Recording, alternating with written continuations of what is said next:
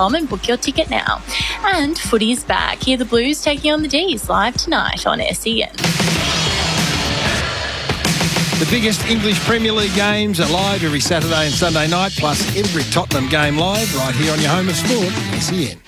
You don't win a premiership in February, but you can get big brands at Better Buys at Tyre Power. Selected Falcon passenger and SUV tyres are 25% off. This is Ben Reid. If you're getting ready to sell your home, there are so many traps you can fall into. Like, how do you choose the best agent? What's the best selling method? And how much should you pay for commission and advertising? Avoid mistakes. Talk to an Ian Reid vendor advocate first. We've got the answers you need to get the best price for your property. It's all explained in our booklet, Fatal Real Estate Traps Exposed. Call us now for a free copy, 9430 0000. Ian Reid Vendor Advocates. Sell your home a better way. Go on, ring us.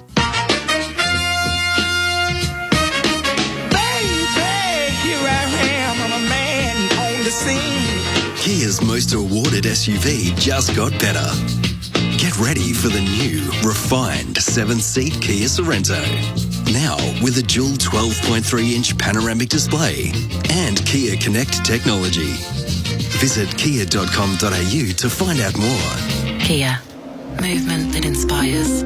G'day, it's the Ox here. 2024 is the time for you or your loved one to get help at MyHab. Whether it's gambling, drugs or alcohol, MyHab is a private rehab facility for you. Cheryl is waiting for your call on 1300 190 370 or go to myhab.com.au. Right now at Macca's, go large or medium or small. This month, get any soft drink, any size for just $1. Value means more at Macca's. Available at participating restaurants. Excludes McDelivery. Excludes frozen soft drinks. We are the Storm from Melbourne. Storm are back and ready for a huge season, and it all kicks off March 8 at AAMI Park. With 11 blockbuster games in Melbourne, you won't want to miss all the huge moments in 2024. Experience the atmosphere and energy of a Melbourne Storm home game by becoming a member today, with 4 games for the price of 2 or 8 games for the price of 4. Melbourne Storm are made for you and made for Melbourne. Get your membership today. Visit melbournestorm.com.au or call 1300 Storms. Radio ads. They're not cheap these days. But what are you going to do? At Kogan.com, we like to negotiate. So we got onto the radio station ad people and said, hey, let's negotiate. And that's what we did. Negotiate. It's what we do every day to get prices down on the things you want. So when you click onto Kogan.com, you know we've done everything we can to get you clicking low prices. Kogan.com, clicking awesome. What's better than winning the match? Winning the series. Host Plus has been named Money Magazine's Best Super Fund for 2024. Judged on strong performance, value for money and a focus on members. That's a plus. Issued by Host Plus Pty Limited. Visit moneymag.com.au for awards criteria. General advice only. Consider your circumstances and the relevant PDS and TMD at hostplus.com.au before deciding. Awards and ratings are only one factor to consider. Past performance is not a reliable indicator of future performance. Search Compare Host Plus today. Your ultimate driving machine awaits you at Essendon BMW. Explore the outstanding selection of in-stock vehicles ready for immediate delivery. With an on-site business manager and vehicle appraiser ready to assist you, Essendon BMW are dedicated to optimising your trade-in value and financial advantages. Conveniently situated in Essendon Fields, the dealership offers a seamless experience when exploring the range of vehicles. Begin your journey to sheer driving pleasure and visit Essendon BMW today. LXCT 11803. Is now your time to have that conversation about selling? Find where you belong with Harcourts. The kids are growing. Maybe it's time we sell and get a bigger home. Just what would this place be worth on the market right now? So, what happens if we go to auction or not? In a changing property market, to learn what's happening with the value of your home, your local experts at Harcourts are ready to help. When your real estate questions need to be answered, talk with Harcourts. Find where you belong. Australia taking on New Zealand. The first test starts Thursday. You'll hear every ball live right here on your home of cricket, SEN. Francis onto it, busted away, steady, straight and goal! We have got the finish to beat all finishers. Welcome to the 2024 AAMI Community Series on AFL Nation. Great to have your company from Icon Park. Beautiful sunshine. It's a tough day for all the people around Australia, but it's a beautiful night for football here at Icon Park at least, and we're looking forward to a good contest between Melbourne and the Blues on SEN football. Been a late scratching today as well. Liam Pickering thought it was a little bit too warm, so Josh Jenkins has made the trip down the highway to join us. JJ, great to have you at short notice. Thanks, Dwayne. Yeah, thanks for the call-up. It was, and only just made it too. I battled some local traffic, but good to be here. I was here almost a week ago to watch Carlton and Geelong in a little bit of a practice match, and the Blues looked pretty sharp on that occasion, and you'd imagine they'll be even sharper again tonight. So, I mean, we know you can't take too much from these games, but there'll be a couple of young guys who put their hand up for a spot in round one. So we're not far away from the bounce of the ball to start this one. So the players not playing for the two teams. Let's just get that on the agenda first. So for Carlton, no Sam Walsh, no Jacob Wettering, no Jack Martin, no Matt Owies. Zach Williams not playing, and Matt Kennedy didn't make the team in the end. He was on the list of emergencies but couldn't get in. And for Melbourne, no Lockie Hunter, no Clayton Oliver, didn't make the 26 as it is. There's 8 interchange, and it's unlimited interchange as well. Shane McAdam is injured, Harrison Petty injured, and Charlie Spargo also out. So they're the players not playing for Melbourne. Well, we won't learn too much about their forward mix without Petty and Shane McAdam, which is a bit of a shame, but I know Clayton Oliver ran around this morning, I believe, in the VFL contest. Haven't read or seen too much about how he went, but good that he's out there playing footy, Dwayne. So I guess he'll be a bit of a watch and see in terms of when he makes his AFL debut. But yeah, I mean, Melbourne have had plenty to deal with, as we've spoken about, as you've probably spent most of your time since returning to air talking about. But now they get to do their talking by their actions on the field. So, there's no premiership points on the line, but I reckon just beneath the surface, the D's boys will be keen to put a good performance together. Yeah, well, obviously they want to start the season well. Both are playing next week, so this is the last fine tune. So I don't think they'll leave much on the table till about half time, and then they might ease up a bit after half time. What kind of minutes would you want to get into you guys in this kind of heat? Would 2.5 quarters of good hard footy into a Cripps and a Kerno be enough for you? I think so. I think they'll run pretty much as normal a system as they can for maybe 3 quarters. I think the guys would need to. You do need to have and experience those long blows, or the blows that you're going to have. Once the real stuff starts, you need to. There's no point, playing 8 minutes and then having 5 off, and then playing 7, having another rest. You need to experience 22 minutes in a row, and before you get your 2 minutes off and you come back. So even if Carlton, and the coaches would know this far out, if Carlton are planning on playing De Koning as a full-time ruck at 85%, then you probably don't want to play a lot of Pitnet as well. So they're all the balances you're trying to implement at this time of the year, and we'll learn a thing or two about both teams, I'm sure. Yeah, so Carlton do have a hot game to start with against Brisbane. Yeah. So they've got a really tough start at the Gabba in what's probably going to be hot conditions. And they played last week against Geelong in 38-degree heat. So whether that actually contributes to maybe easing up a little late in this one this afternoon, because it was actually cooler here about 3 hours ago. It was very much so. I mean, we were. I was Wednesdays are the day where I've got the girls and Mum's at work, and we were preparing for a morning at the pool, and it was raining on us down there in Geelong. We had a few spits of rain, but in the past sort of hour and a half, 2 hours, it's just become really steamy and hot, and that wind's picked up. So yeah, it's not. Look, there'll be a handful of guys, experienced guys who have been there and done that, who will be running around tonight simply with the aim of getting the Ks in the leagues, and not really that eager about hitting too many bodies. Yeah, it is a night game, of course, that game at the Gabba, Friday, March 8th. So that's when Carlton's season starts against the Lions, and Melbourne's season starts against Sydney, and that's at the SCG, and that's also a night game, but it's the night before, the Thursday night. So Melbourne have one less day to recover, even though they didn't have as warm a game last week, and they've had a little bit of an extra day in between their game against Richmond and this one. It's not that far away, is it? So no. I think it's more of a factor. Traditionally, your main hit out in the pre-season, or at least, the last pre-season hit out's been, 13, 14, 15 days before your first game of the season. So it's a bit unique in that sense, and I guess a little bit surprising that both teams are having to play this game on this night. But that probably does mean that we'll see less of the big guns, and there'll be more emphasis on recovery and making sure they roll through, 25, 26 players. So what are you expecting from these two teams this year then, JJ, if you want to put that on the agenda? Because today is a little bit of a it's going to be an interesting game as much as last night's was interesting, because Richmond started well against Collingwood, and early stages last night we thought, okay, Richmond might be all right this year under Adam Uze, and then the old Collingwood kind of kicked in, and we thought, okay, well, there's still a bit of a gap, and we expect there to be a gap between the reigning Premier and Richmond this year. But how big a gap between Melbourne and Carlton is a huge question I can't answer. Yeah, well, I'm the same, and I think the prelim experience has to give Carlton the belief and the ability to go into the season full of confidence. Now, they've got a very tough start, as you said. You know, Brisbane's. Is there a harder game? I doubt it. So that's a tough way for them to start. And then if they happen to drop that or get beaten up, they do have a tricky game to come back to the old season opener against Richmond. But they shouldn't think that way, because they were, up to it. Up to their necks in a prelim final early in the finals last year, so they should have great belief. I expect them to do similar things this year. Melbourne, I'm not sure about. The drama and I guess things that are going on the periphery can either steal you or really fracture you.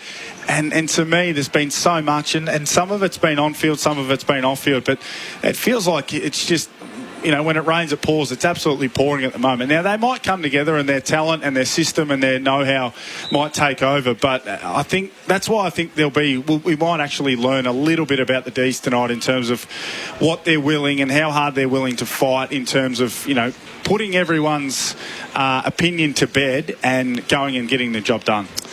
SEN football for McDonald's, the new McCrispy at Macca's, and you can drop into your local Macca's, and at the moment you get a $1 soft drink as well. Beautiful. Any size, so it's obvious you're going to get the big one on the way home from this one. Be foolish not to. Yeah, exactly. Why would you get a small? Only for $1. Any size at Macca's, and great to have Macca's on board for SEN footy in 2024. So bright sunshine here at Icon Park, and the umpires have just called the boys together, so we're not far away from a bounce of the ball, just a couple of minutes away. The Community Series game last night, what did you make of it before we leave that one and move on to this one? Team defence was optional. It was there was some circle work at different stages, and I think early in the footy season, early in the real stuff anyway, the team defence takes a bit of time, because so much of that is really systematic. It's 18 guys working together, whereas the offence seems to take over. It's a natural flair and those sorts of things. But I mean, even last night, how many times did Shea Bolton fumble? 5 or 6 times. He won't fumble for 5 or 6 times for the whole season. So those are the types of things you see at this time of year that you won't see once the real stuff heats up. Gibcus looked fantastic in terms of his physique. He looks ready to rock and roll. He's had so much time to, I guess, spend time in the gym and prepare himself physically. So he looked great. They've got serious questions in the front half, Richmond. If Tom Lynch is either not there at all, or even, somewhat, I guess, slowed down by his foot issues, then I think they've got some problems. I don't know if Bolts is the answer in the front half. I still think he's better off. I think he's trying to feel and solve a problem for him. He's probably being asked to do something for them rather than them letting him do what he does absolutely best. Kaczynski's just got to find more ways to be involved in the game. He's a great kick for goal, and he's a good mark on the lead, but he's just got to find more ways to get involved. So I feel like Richmond are going to win some games because they've still got Dusty, they've still got Short, they've still got some really, really good players, but they'll need some young guys to jump out of the ground, and Collingwood look like they'll be ready to rock and roll, no doubt about it. You're a bit of a hole filler at times, weren't you, during your career, where you had to go here because that was the necessity? Did it mess with your psyche? It's each to their own. I think for Noah Bolter, I think if you asked him deep down, he'd say, look, I'd rather just play fullback. And he played incredibly well in 2020 in the grand final against Tom Hawkins. So he's been able to match it with the best. I think if you asked him, he'd say, look, I'd prefer to play fullback, but they need him without Lynch and maybe with Lynch to be in the forward half. So that's the difference, and sometimes you've got to do what the team needs from you rather than do what's best for you. So, they'll be a big watch this space in terms of what it looks like for them ahead of the footy. So players move into position here for the opening quarter of this Community Series game, the final hit out between Carlton and Melbourne. Van Rooyen moving forward with Fritsch. Shackey's also going to play inside the 50 for Melbourne. Laurie's in there. Neil Bullen's also going to be in there, and Cosy Pickett. So that's their starting 6 inside 50 for Christian Salem starting in the middle, which is have we seen him attend many centre bounces? I think that was thrown up this week by a few, given that Brayshaw and Oliver weren't going to be part of it. That could be the addition to their midfield. And Harry Mackay full forward in the square. Charlie Curnow between centre half forward and full forward, so they're both stationed forward. Great Avi Company on SEN footy for McDonald's, the new McCrispy at Macca's, and we're underway. Gawn and Pitternet starts in the ruck for the Blues. A little shrug from Viney straight up. Salem is in the middle, knocked it to Gawn, gave it back to Salem, and it'll be Melbourne to get the inside 50. It's too wide for Van Rooyen, and it should allow McGovern just to make believe that he's trying to keep it in but take it out. Back pocket for the Blues. It was a clever little volleyball dig from Salem, his first impact as a midfielder, and then he was able to get the ball, handball received from Max Gawn. So he's certainly going to be creative around the ball. Gawn and Pitternet wrestled their way away from the ball. Pickett's got it. He gets through traffic, gave it up just in time. Good tackle late on Windsor. Caleb Windsor wearing the number 6. It wasn't a good tackle. It was high. He's only a little guy, so it's hard to get him low. He's going to have a shot at goal. So let's see what he's got 30 metres out.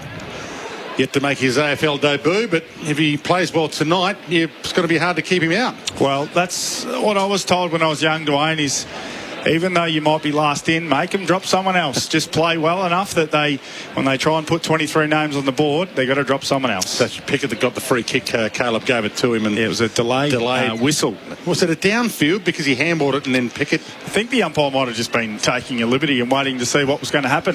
So Keziah Pickett with the opening shot at goal from 40 directly out, keeps it low and keeps it a little wide, and keeps it so wide it was only just able to scrape in for a behind. That's why the Blues fans have applauded. There's not a big crowd in tonight. There's quite a few Blues fans I think that would have come if it wasn't so hot, but it's hot.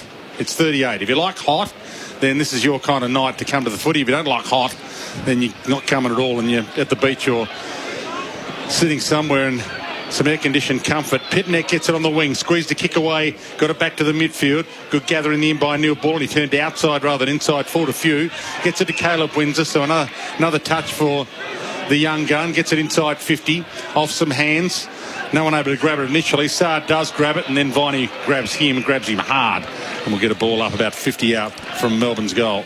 Did you see Neil Bullen, able to get the ball behind centre? And I was looking for Petrarca straight away because they're the two that swap, and Petrarca's able to get ahead of the ball so often.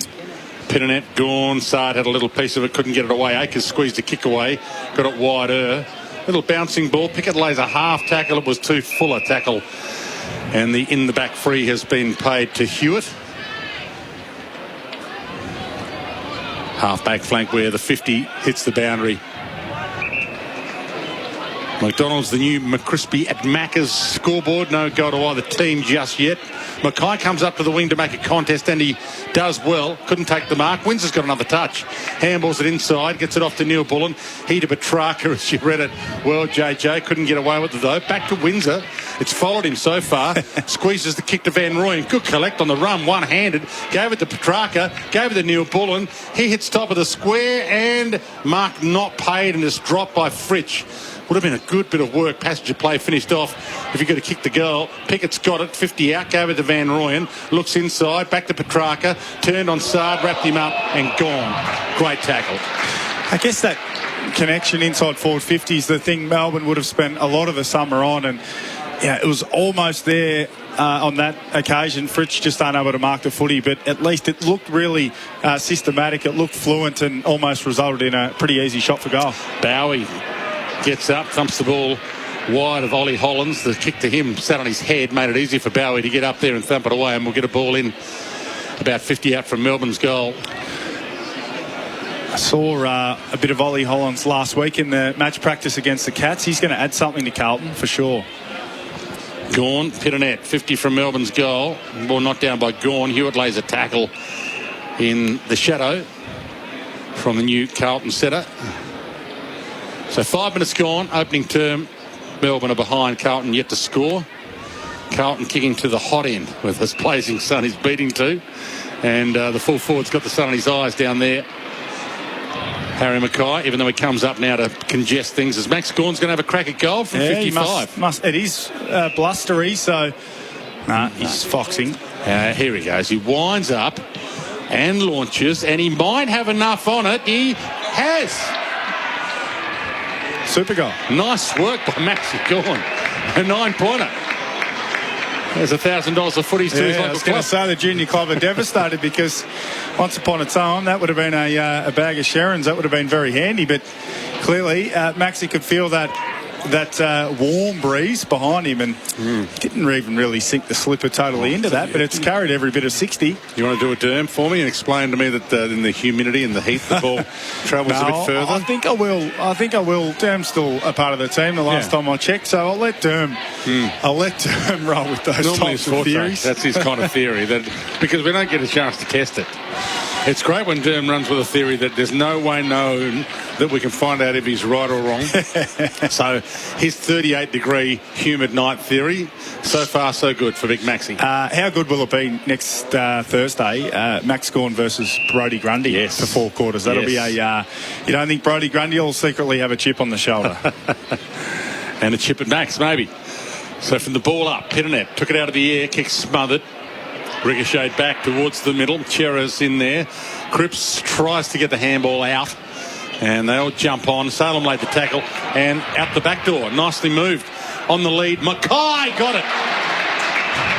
He fell at the last second and he got it on the dive.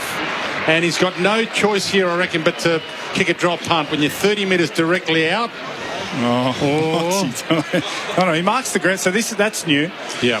That's new. So he just, Jack Gunston does it. He marks the ground. For me, Dwayne, it was always a bit off-putting. You had to kick from that spot if you have marked the ground versus kicking where you're comfortable from. But this is certainly new for him, and let's see how he goes. So 35 minutes directly out. He knew what he wanted to do. The time he got it, he keeps it low, and he drills it. The drop punt looks superb. The new Harry. And is a happy Harry at the moment, Harry Mackay. So the Blues fans give him a round of applause. And we're a goal apiece, essentially, even though Melbourne lead by a point. 1-1-7 to 1 straight 6-7 minutes gone on the McDonald's, the new McCrispy at Macca's scoreboard. It's to me it's almost I think they've gone back and said this is a blank canvas. How do we want to go about it? So it was a shorter run up. It was, he marked the ground, and some people say, well, what does that matter? But it's new for him, and it was a very short and deliberate run-up, and he got a heap of momentum into the ball as well in only a short run-up. So it worked for him, and hopefully he can keep kicking goals, because there's nothing worse doing all the hard work and spraying them all over the place. Gorn and Pitternet back in the middle.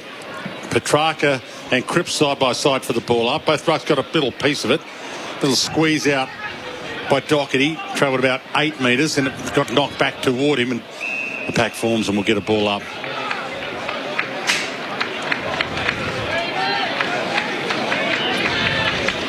Gorn front spot, straight down to Cripps though. Gets the clearance, gets the Blues inside 50, and reading it well as Tomlinson takes the saving mark. Half back for Melbourne. Just read the ball a bit quicker than Big H. First step was good. Heads out wide to Gorn, so Gorn Pitternet wing, and Gorn outmarks him. Nicely done, Big Maxi. It's looking good. Heads wide, half forward. Good use of the body by Fritsch. Poor use of the body by Fritsch, given you heard the umpire's whistle in the background. He obviously used it a bit too heavily. And Kemp to take the free for the Blues. Looked good last year, Kemp. Added something sort of nice and stable. Didn't make too many mistakes. He's a good size. He can play on sort of all types. Down the line to Charlie. Pitternet's there as well. Curnow May. Good battle. He's parked that, Curnow.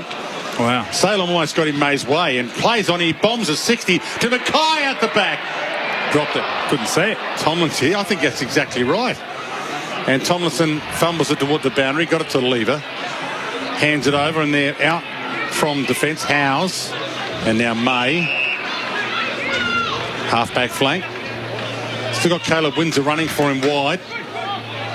And the kid's saying, come on. I'm still here, still here, still here, still here. No. May ignores him. Heads down the line. From the fists, Fritsch nearly got on the end of the knockdown. Couldn't quite pounce on it. Akers is out in an acre on the wing. Gathers for the Blues. Hands it inside. Got Cripps. He's got the overlap if he wants it, and he does want it to Motlop, but he fumbles it. Has to go back and get it. He's under pressure now. Gave it to Akers. Made it his problem. Viney shut him down, but he got it to Cripps, who can't take the mark. Thumped away from him by McVie. Just look pretty eager to move the ball quickly once they're in the front half of the ground. The Blues have played on a couple of times from marks where you thought, well, Probably didn't need to, but it's probably a directive. Look, we've got two great tall forwards, so let's give them every opportunity against a defence that can get really stable really quick. De Koning, he beat Max Gawn in the ruck contest, and then when he went to kick it, he missed his foot. Cripps has got it. Salem wrapped him up. Ball hits the deck. Laurie's there, can't get it to Koning. Big smother by Viney.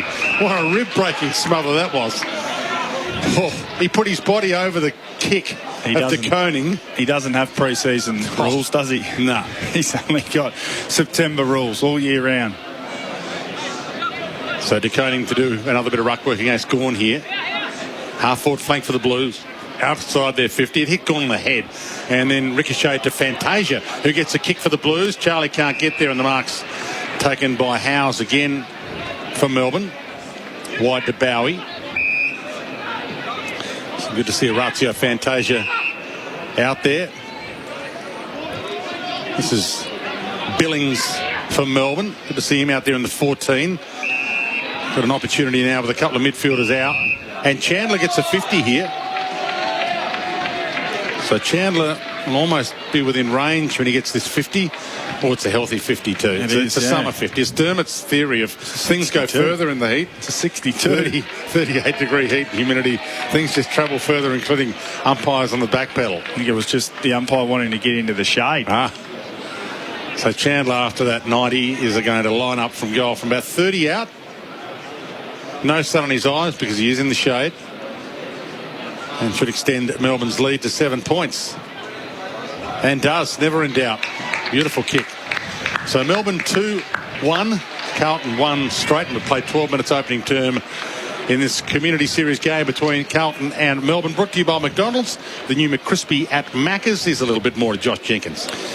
Both teams, no surprise, happy to be very vanilla around the ball at stoppages, even numbers. So neither team sending up an extra half forward, which you see a lot, particularly if you want to get ascendancy. And whenever you play Max Gawn, he's so dominant in ruck contests. Every time I played in a team against him, we'd always send a forward up just to offset his dominance with the way he can hit the ball pretty much wherever you want. But tonight, no one wants to give anything away, so it's just vanilla. 4 mids on 4 mids. We've got the wingers in their spots and no high forwards and no high defenders coming up to stoppage. So we might see some more of that later in the game, but certainly early days. Both of these teams have got premiership aspirations, are giving nothing away.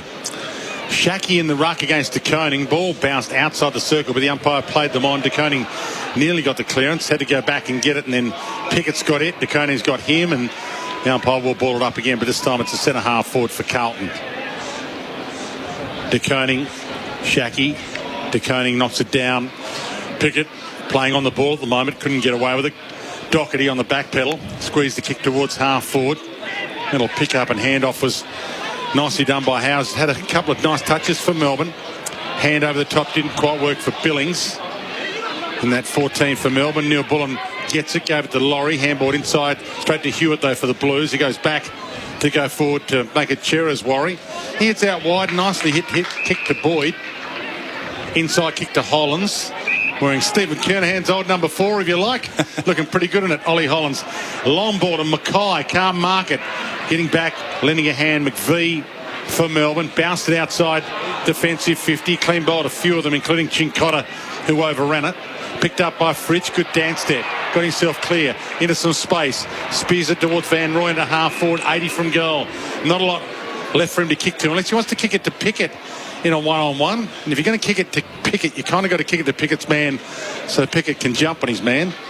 And he goes to the pocket and nicely delivered to Shackey, who drifts into the pocket and takes the mark. Yeah, beautiful kick from Van Rooyen. It was a nice bit of ball. He's hopefully had a big summer. He's already a big, powerful young kid, so hopefully he's continued that on, and I guess he is the focal point for their forward line. But you feel like Fritsch was important on the wing. You feel like Fritsch and Pickett will need to have big years as well, and probably big goal-kicking years, maybe even, 70-odd between them for Melbourne to function in the forward half.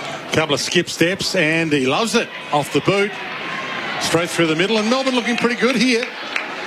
Not a massive Carlton contingent here at their local venue at Icon Park, which is looking a picture with the city in the background and bright sunshine.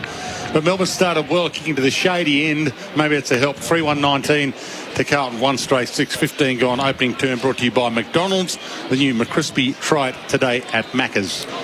he's always been able to kick the footy beautifully, Josh Schache, and he spent some time, playing as a full-time ruck in the VFL last year. He's been trialled in defence. He's, of course, been at a few different clubs now. So I guess his time and his role is as a depth player. He will spend more time out of the AFL team than in it. But if he can take opportunities like that, he only needs 2 or 3. And if he can kick his 2 goals, every so often, then he becomes a valuable part of a Melbourne front half. But it's been a struggle for him to remain consistent thus far.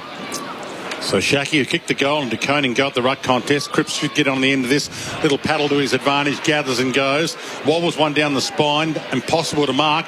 Pitnet playing forward's got it. May's got him. Could have been ball, given in the turn, and he missed his foot. Doherty's got it. Weaves his way past a couple, out towards Hollands. In fact, he almost got caught. He did get caught.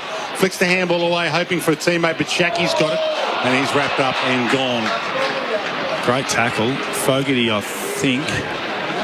He played for his career, saved his career late in the year, and actually played really well in the finals for them. That Hollands that I mentioned also was Elijah, wearing the 20 for the Blues. So the 2 Hollands boys are out there. Elijah picked up.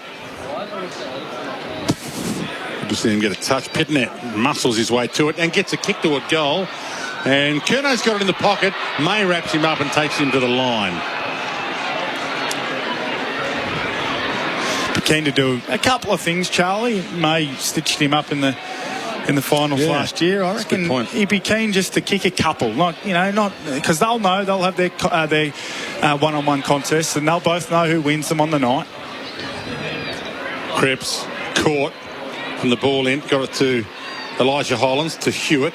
He gave it off just in time. Kick to the top of the square. Charlie, almost he has. Got it. Well, you called for it, Josh. That's why we pay you the big bucks. Josh James with us. It was time for Charlie Curnow just to put one on. He's going on the left foot here. Yeah, he's going to hook it from 20 out. Sheepers. Flushed it. Yeah. I actually don't mind that kick. Oh, look, you will not find anyone more pro snapping than me. I don't think I would have been able to go with that one, but I'm not Charlie Curnow. No.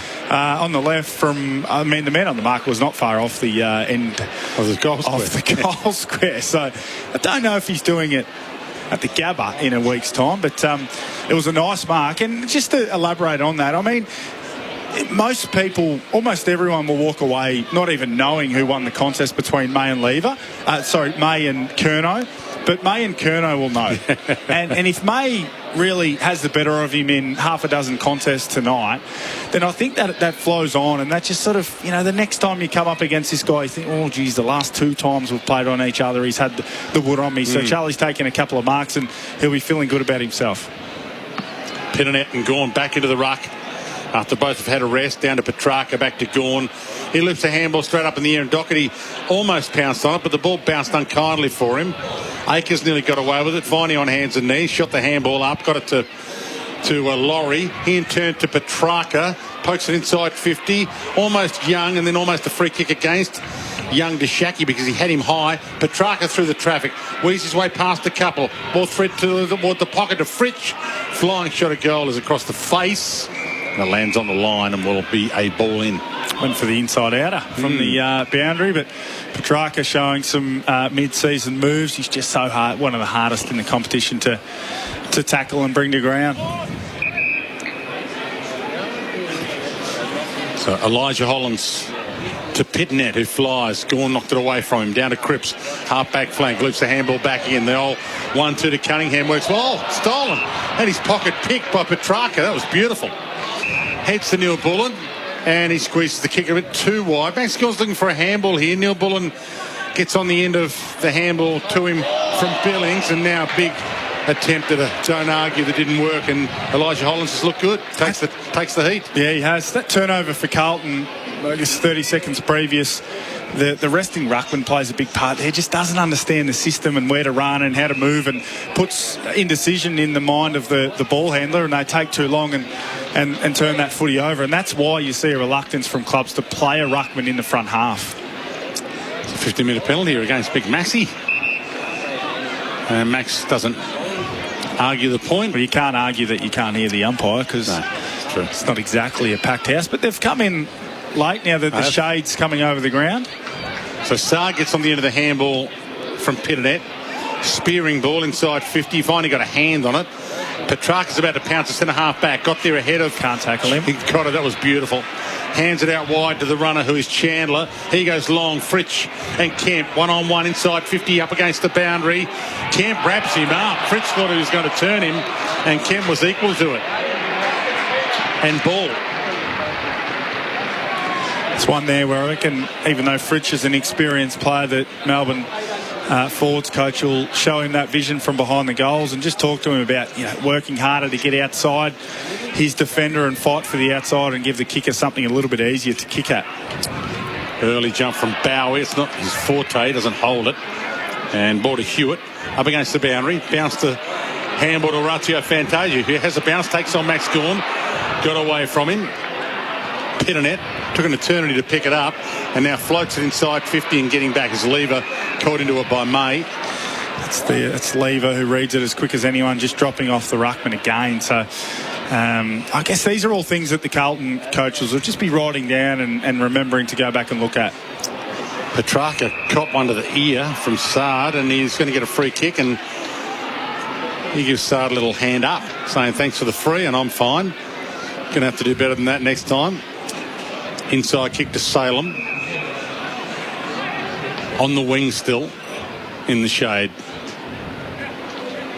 Takes a bit of time.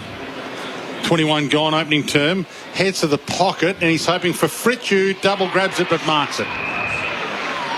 Up against the boundary, about 45 metres from goal, and a chance to extend Melbourne's lead, which at the moment is 7 points.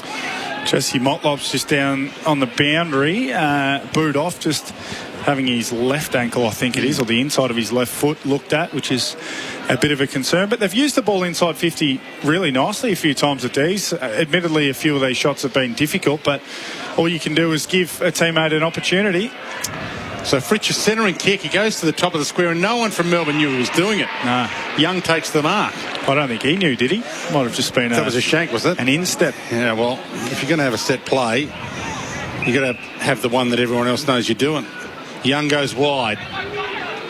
Up flies to Koning. Couldn't take the mark. Ball hits the deck. Gone front and square with the crumb. Couldn't get away with it. Van Rooyen, almost a high. It was a little accidental high bump. So it's Hollands. This is Ollie. We're in the 4. And Ollie heads out wide. Oh, boy. The umpire paid the mark, but it was dropped, and he changed his mind and said, no, you dropped it. And then Pickett to Fritsch, goal. So everyone's a bit rusty, even the umpire, who just presumed that was going to be a mark. And you always hear, kids, the umpire's never going to change his mind. Well, they do now. If you get the whistle blown for a mark and you didn't mark it, the umpire can simply say, play on, I'm not paying it. Which typically growing up was always kind of had to just pay the mark. Yeah. And you'd stand there complaining and say, well, he didn't even catch it, not even close. But, yeah, certainly a bit of a different interpretation to the way that's... Thankfully, it's not something we see very often, but Bailey Fritsch doesn't mind. He's been in the game, sort of good and bad. He's always dangerous. He is going to need to have a big season for the D's, and I know there's hopes for Petty in the front half and McAdam, who's come across from Adelaide, but Fritsch is the one who's a proven goal scorer, and you can't speak more highly about guys who can kick 2 or 3 even when they're not having a great day, and he's one of those types of guys. Yeah, you summed that up well. Great to have Josh Jenkins with us for McDonald's, the new McCrispy at Macca's. Back underway. Now Hollands gets it from Cripps, gave it to Chera, straight down the spine, and again well read by Lever, who was in the spot. His first step, he knows where it's going almost before it's kicked. Hard hit on the deck. Now, is that a back injury, or did he get him high? He just winded, or Chandler? Yeah, had his legs taken out. It was Nick Newman. There was sort of not a lot in it. He was quite committed to the contest as well. Just upended him, and he'll need to catch his breath for a moment or two. So Chandler pokes the pass out wide to Caleb Windsor, who's had a bit of it in this opening term, which is now 24 minutes old, by the way. Gawn's at half forward, and Van Rooyen from 4 deep. Got a hand on it. Pickett a hand on it. Couldn't trap it and go. Handball is through the traffic into the congestion, though. Rivers got it up. They still got it, Melbourne. Lever's got it. Did he get him high? No, I think it was... Well, I hope so not. Bowie's down on the ground. Let's hope he didn't get him high, because it was sort of like a little wing on the way past. Yeah, it was Harry Mackay. I hope it wasn't high, because if it was, he's in strife. Absolutely. Okay. Picked up by Ollie Hollands gave it inside. Cincotta, the movement good. Fantasia got the handball up. Little feed further on. Big clash. Akers couldn't get away with it. Could have got a free. Ball fell back to Rivers. Melbourne's got it again. Rivers to Lever. Langdon weaves his way past a couple and just gone up a gear here at the moment. Salem caught by Akers. Close to the boundary now. Laurie chips the kick and he gets it back to the leading Langdon. And it's so hot, even he's wearing short sleeves. Heads to the pocket and Van Rooyen takes the mark. Good mark. I'm just trying to get eyes on a replay of the Mackay incident. I feel like he got him in the midriff and just winded him, but I'm just trying to get a look at it because it would be a big story. It would be a very big story. And we hope it isn't.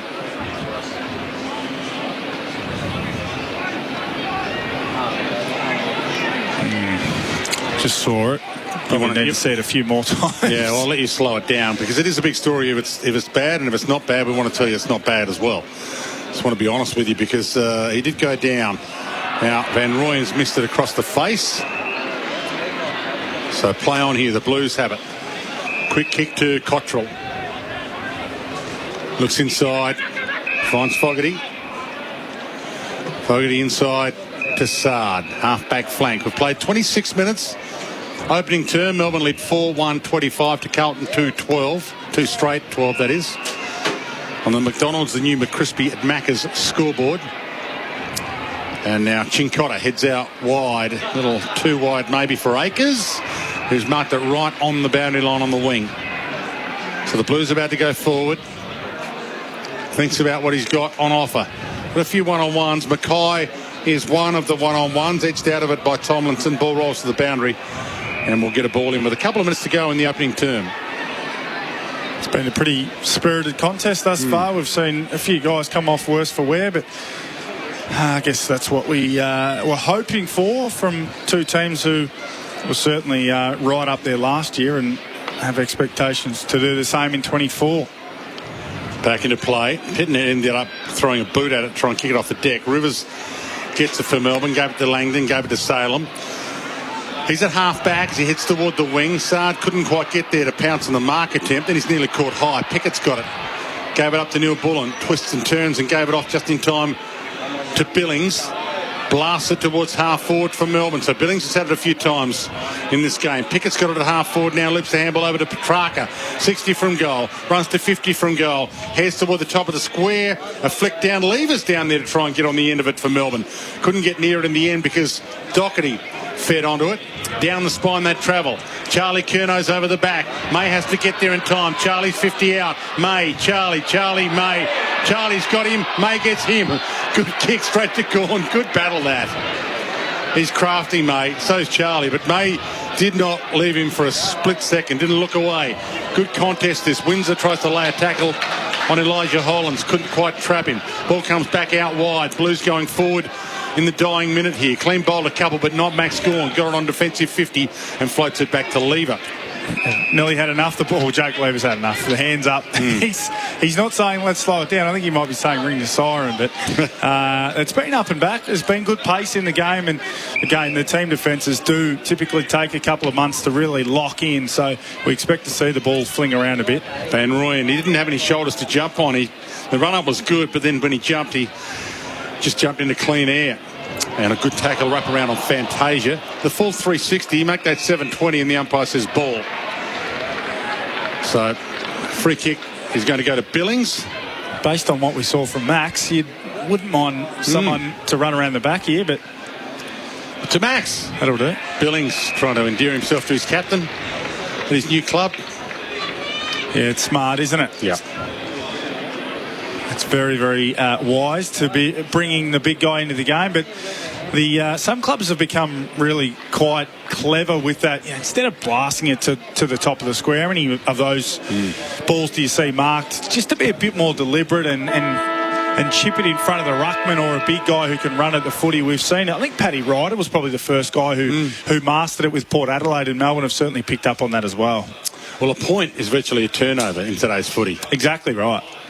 You're giving it straight back to them, and A lot of teams transition it so well these days. Max Gawn, 45 out, and he bends that beautifully with a bit of right to left on it, as if he actually meant to do it. It was like a golf shot that he wanted to move from one side of the fairway to the other. Maxi's got a couple, and Melbourne go to quarter time with a handy break. 5-1-31 to 2 straight 12 on the McDonald's. The new McCrispy. Try it today at Macca's scoreboard. Great to have your company on SEN Footy. Josh Jenkins and I down here at Icon Park in this beautiful 38-degree heat. Beautiful night for footy. And the fans down here that have come to watch Melbourne have enjoyed it a little more than Carlton has so far. 5-1-31 Melbourne, Carlton 2 straight 12. Back with the second quarter shortly.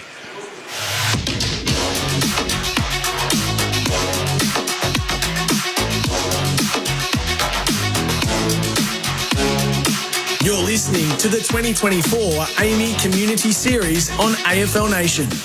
A breakdown on the Westgate Freeway outbound just after the Domain Tunnel has the left lane closed off. Delays pushing back onto the Monash. Elsewhere, reports of a crash on the Monash outbound after Stud Road, and a tree has come down in Truganina on Boundary Road at Woods Road. Delays both ways past the scene. Wouldn't you rather be driving the number one selling vehicle in Australia, Ford Ranger? Discover all the reasons why the Ranger is Australia's favourite, only at your local Ford dealer. And footy is back. The Blues take on the D's live tonight on SEN. Right now at Macca's, go large or medium or small. This month, get any soft drink, any size for just $1. Value means more at Macca's. Available at participating restaurants. Excludes McDelivery. Excludes frozen soft drinks. Here at SEN, we thank Tyre Power for their support as a major broadcast partner and helping us cheer on all the great moments on the field. Haven't got right through him. The prize scalp is taken in spectacular style. The Big Brands Better Buy sale is on now. Power through with tremendous value. Selected fork and passenger and SUV tyres, buy 3, get 1 free. Stay safe on the roads with Tyre Power. To find your Aussie-owned, local independent Tyre Power dealer, visit tyrepower.com.au. Is now your time to have that conversation about selling? Find where you belong with Harcourts. The kids are growing. Maybe it's time we sell and get a bigger home. Just what would this place be worth on the market right now? So, what happens if we go to auction or not? In a changing property market, to learn what's happening with the value of your home, your local experts at Harcourts are ready to help. When your real estate questions need to be answered, talk with Harcourts. Find where you belong. Everything is good to go at Chadstone Mitsubishi. Up to $4,000 added value on selected models. Good to go. Unbeatable deals across new Pajero Sport and Runaway Triton models in stock. Good to go. Diamond Advantage 10-year warranty and 10 years cap price servicing. Yep, you guessed it. Good to go. See the champion team at Chadstone Mitsubishi today, because at Chadstone Mitsubishi, it's all good to go. Visit chadstonemitsubishi.com.au. LMCT 11716. Hello, Frank Walker from National Tiles. When National Tiles Trade Club members need an urgent delivery, we get it to them within 2 hours absolutely free. Yes, National Tiles Trade Club members get urgent deliveries within 2 hours absolutely free. So if you're a professional tiler, join the National Tiles Trade Club now for massive savings on tiles, adhesives, grouts and tools, and now free urgent deliveries. Conditions apply. We're turning up the heat as the 2024 Sportsbet Pakenham Cup goes under lights for the first time on Friday, March 15. Bring the family for a night packed with exciting racing action and entertainment for everyone. For more information and tickets, visit packcup.com.au. Ready to trade the worksite for a 9-to-5 gig? Melbourne Polytechnic is offering to make you a qualified TAFE teacher for free. Make the switch and inspire the next generation by visiting melbournepolytechnic.edu.au/teachtAFE. RTO 3075. Storm are back and ready for a huge season, and it all kicks off March 8 at AAMI Park. With 11 blockbuster games in Melbourne, you won't want to miss all the huge moments in 2024. Experience the atmosphere and energy of a Melbourne Storm home game by becoming a member today, with 4 games for the price of 2 or 8 games for the price of 4. Melbourne Storm are made for you and made for Melbourne. Get your membership today. Visit melbournestorm.com.au or call 1300 Storms. Right now at Macca's, go large or medium or small. This month, get any soft drink, any size for just $1. Value means more at Macca's. Available at participating restaurants. Excludes McDelivery. Excludes frozen soft drinks.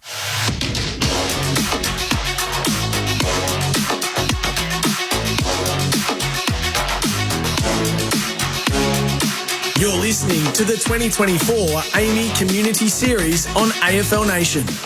Max Gawn's going to have a crack at goal from 55. It is blustery, so he's foxing. Here he goes. He winds up and launches, and he might have enough on it. He has. Super goal. Nice work by Max Gawn. A 9-pointer. Elijah Hollands to Hewitt. He gave it off just in time. Kick to the top of the square. Charlie, almost he has. Got it. Well, you called for it, Josh. He's going to hook it from 20 out. I actually don't mind that kick. Look, you will not find anyone more pro snapping than me. I don't think I would have been able to go with that one, but I'm not Charlie Curnow. No. Great to have your company on SEN Footy live from Icon Park. Sun fading on a really warm day. I'm not telling you anything if you're listening to this in Victoria, how warm it's been today and other parts of Australia. But in terms of being out and about at a nice venue of an evening, it is a nice night to be here watching some footy. And we're seeing some nice footy to watch.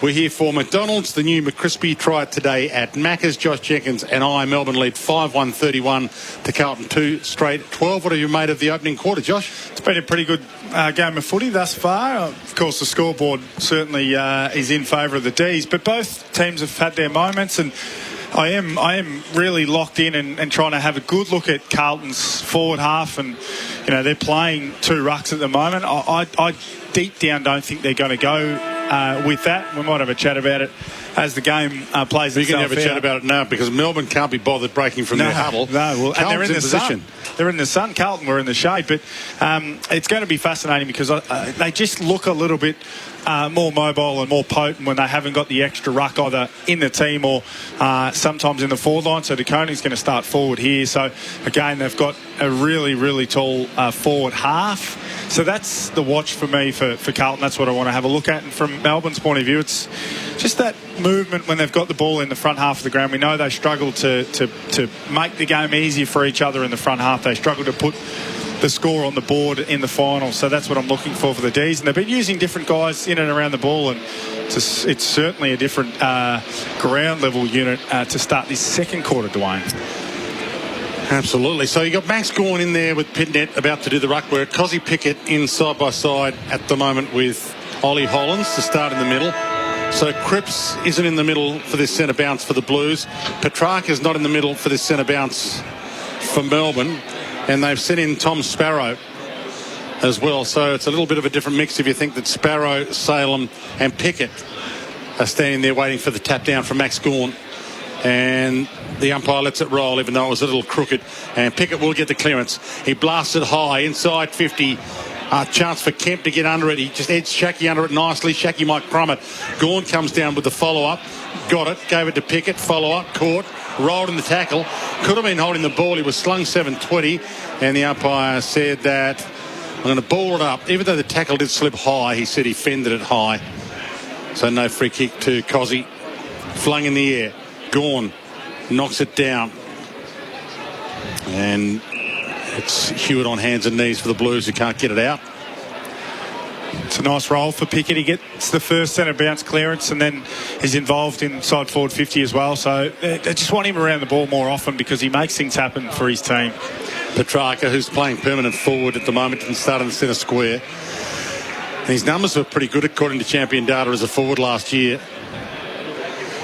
Up there with the best forwards in the comp when he's a permanent forward. And I think they'll have more confidence to do that once they get Clayton Oliver back in the team. Pinning out with a double-handed slap down.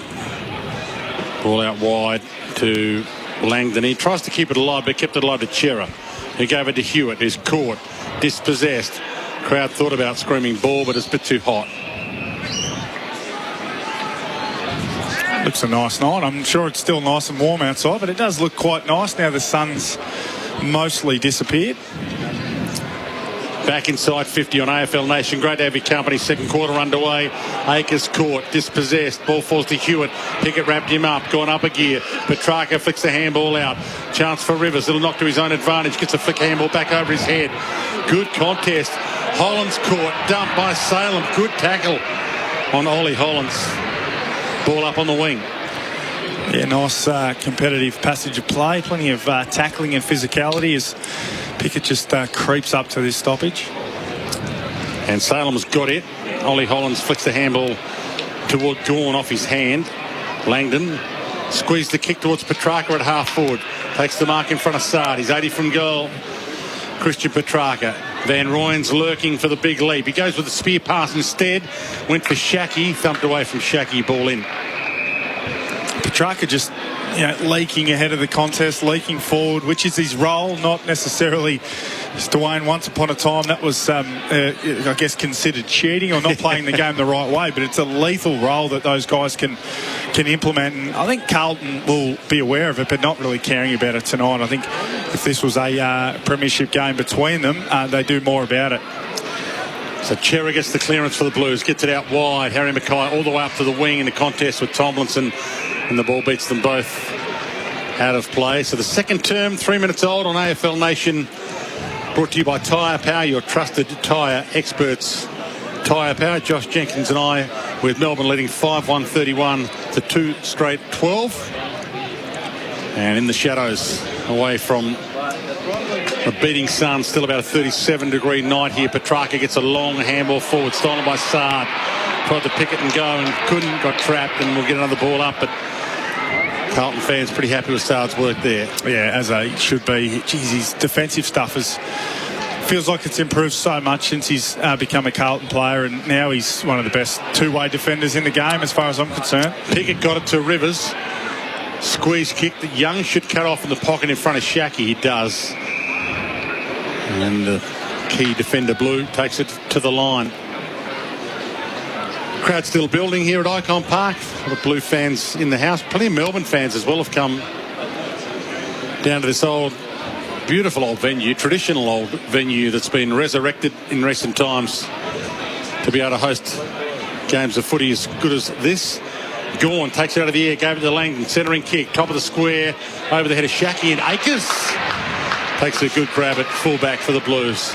It's the role of the winger. Dwayne getting back to outnumber and help the defenders and also kickstart your ball movement. And then he's expected to get to the other end of the ground when his team's got the footy as well. To Doherty, to Hewitt, back to Doherty on the run down the spine. He may have turned it over though. If he has, the Blues in a bit of trouble. Ollie Hollands lays a tackle though, keeps the ball in the area and might get a free. He does. He was the 1-on-2. Rivers had the advantage, but the kick was at his feet. So Ollie Hollands looks around. Charlie Curnow's in the goal square. It's in his direction. Big pack. Mackay, Curnow, and beaten by Tomlinson, the two of them. Held his ground. Rivers. Petrarca. Getting the ball at will now. Christian Petrarca playing as a permanent forward, but got it at half back. Oh boy. Dangerous kick inside. That was the oh boy because it went straight to McGovern. He gave it to Doherty. And the Blues down the spine to Mackay. Takes the mark 45 out, directly out. So it probably has to be drop punt territory here as well. It's too far out to snap it, you'd think. Yeah, you'd have to absolutely flush it from here. The breeze is going to that end of the ground, but he marks the turf about 47 metres out, and he only goes another 5-6 metres from his mark. So it's a short run up, but it's a punchy run up. So momentum's key for him here, particularly when he's going to have shots from this far out. So in he comes. It's probably a 7-step run in. Oh boy, terrible kick. It's on the full. I think that with the short run up, the issue is going to be building and generating enough momentum via a short run up to kick at 55 metres. He's shanked that because he's leant back and he's tried to really sink the slipper into it. So it's okay. He's going to have teething problems with a new routine, but he just needs to stick fat with it and see it out. Cincotta takes the relieving mark. Spear pass back towards Mackay in the middle of them all. Cunningham takes the mark. Mackay had to pull out of the contest in the end, and Cunningham going to have the shot from exactly where Harry Mackay had his shot from. Were you a step counter when you ran in? Did you count your steps? No, I had a heap of silly little sort of idiosyncrasies that crept in as I played, but I wish he had marked that because it would have been good to see him go through the exact same routine again, but his teammate got in the way. So the launch at goal by Cunningham is picture perfect.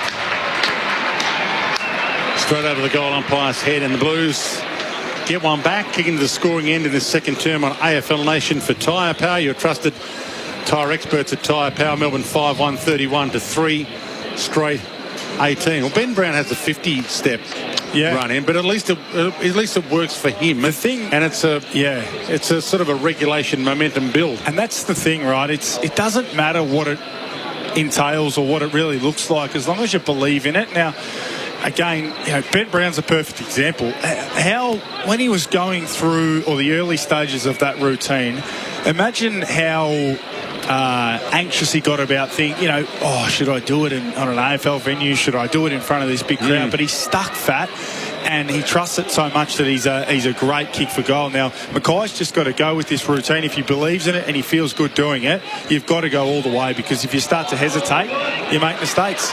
Cunningham gets on the end of the clearance and he launches one goalward again to the pocket of Charlie Curnow. Flies, had a big piece of it, but not enough of it to be paid the mark. And we'll get a ball in. Nice movement from Charlie. That's why he's so difficult to defend. He just doesn't stop moving. He's got quick feet, probably the quickest feet. He and Jeremy Cameron have the quickest feet among all key forwards, and it allows them to be in the contest so often. So it's congested inside 50 for the Blues at the moment. Hard ball to get. Pickett tried the half knock on, didn't collect it. Cunningham got it, gave it to Cripps. Look away handball was good to Fantasia, but he couldn't blast away because it's so congested. Squeeze kick around the body, didn't quite work from Fogarty. Going to go and get it again for the Blues, but he's caught. Got the handball up to Cunningham, he's caught. Doherty goes hard, had to lay a tackle on Howes. Pickett's got it, squeezed the handball out. Nice little flick pass. Melbourne should be out here. The 1-2-3 works for Windsor. He's had plenty of it in the opening quarter and a bit. Has Caleb Windsor. To Shackey, heads wider, looking for Fritsch. Early engagement of the body was good, and won himself a free kick.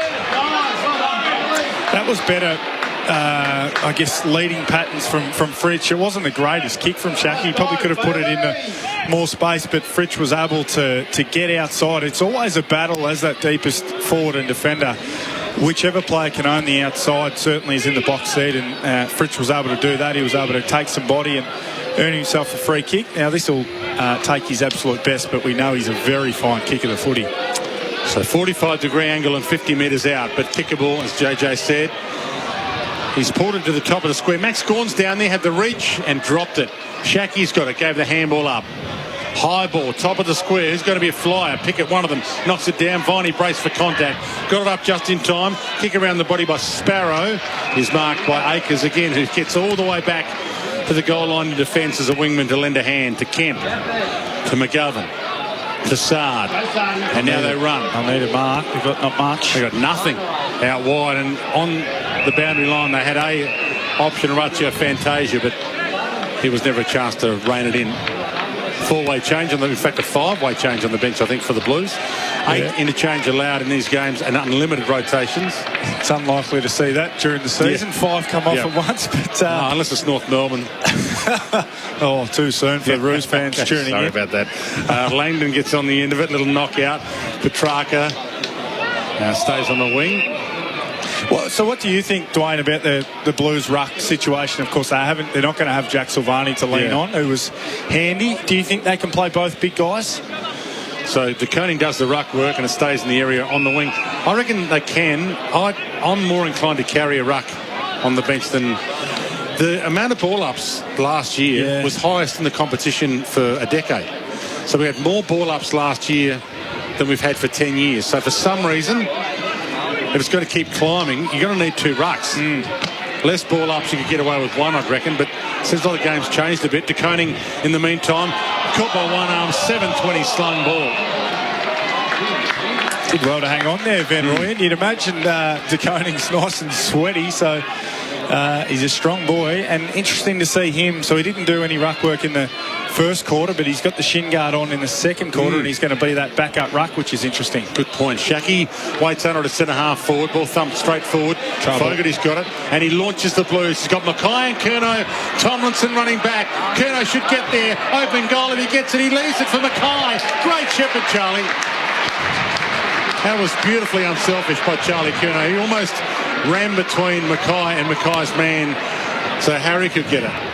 Impressive acceleration from Harry. He didn't look like he was in the box seat to get to first access to the footy. Now, Curnow might have played a role in that and just pulled up a little bit, because if you had to put Curnow and Mackay and Tomlinson in a foot race, I reckon Mackay would have been third in line, but he was very sharp. And I reckon, Dwayne, when the ball's running along the ground inside 50 toward goal and there's no one between you and the goal, you always find an extra inch or two, an extra yard of pace, believe me.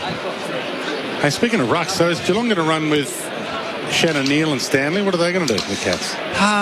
Don't. Well, sorry, it's not Shannon Neal. Who's the number 6, the big number 6 now? Conway. Sorry, I don't think Conway and Stanley would play in the same team. I'm out of the loop down there these days. I've got to find out like everyone else. Trying to work out what Hawthorn are doing. They'll go with Reeves and maybe Marby Chol if he's fit, they're thinking of.